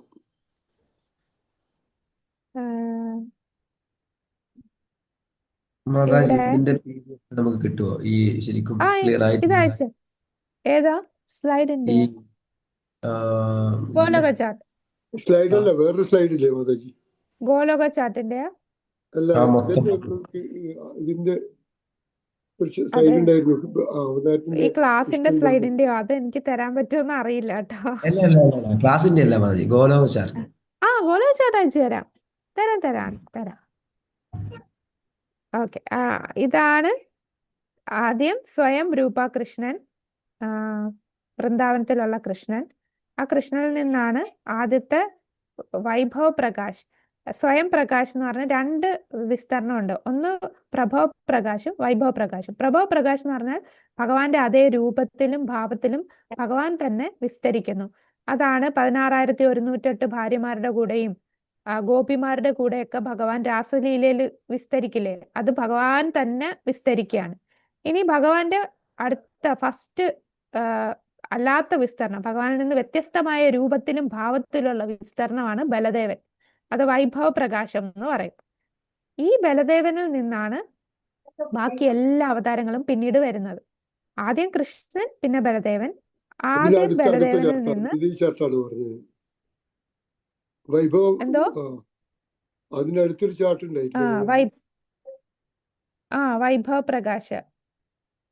വൈഭവ പ്രകാശത്തിൽ വരുന്നതാണ്. വൈഭവ പ്രകാശം എന്ന് പറഞ്ഞാൽ ഭാവം വേറെയാണ്, സേവകന്റെ ഭാവമാണ്. കൂടാതെ രൂപവും വേറെയാണ് അല്ലെ? വെളുത്ത നിറം, നീല വസ്ത്രമൊക്കെ ധരിച്ച്, മറ്റേത് എല്ലാം കൃഷ്ണൻ തന്നെയാണ്. കൃഷ്ണന്റെ തന്നെ സെയിം ഭാവത്തിലും രൂപത്തിലും വിസ്തരിക്കുന്നതാണ് ഭാര്യമാരുടെ കൂടെയും നൃത്തത്തില് ഗോപിമാരുടെ കൂടെയും. അപ്പൊ ഇവിടെ ഭഗവാൻ വ്യത്യസ്തമായിട്ട് വൈഭവ പ്രകാശം എന്ന് പറയും. അതാണ് ബലദേവൻ. ഈ ബലദേവനിൽ നിന്ന് ആദ്യം വിസ്തരിക്കുന്നതാണ് ആദി ചതുർവ്യൂഹം എന്ന് പറയും. വാസുദേവൻ, സംഘർഷണൻ, പ്രദ്യുമ്നൻ, അനിരുദ്ധൻ.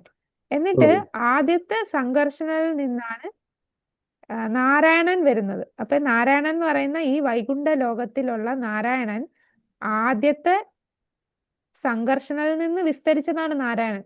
അപ്പൊ നാരായണൻ പോലും സംഘർഷണന്റെ അവതാരമാണ്. സംഘർഷണനിൽ നിന്ന് വന്നതാണ് നാരായണൻ. വൈകുണ്ഠ ലോകത്തിലുള്ള ലക്ഷ്മി നാരായണൻ എന്ന് പറയുമ്പോൾ ഈ നാരായണൻ. പിന്നീട് ഈ നാരായണനിൽ നിന്ന് രണ്ടാമത്തെ ചതുർവ്യൂഹം വരും.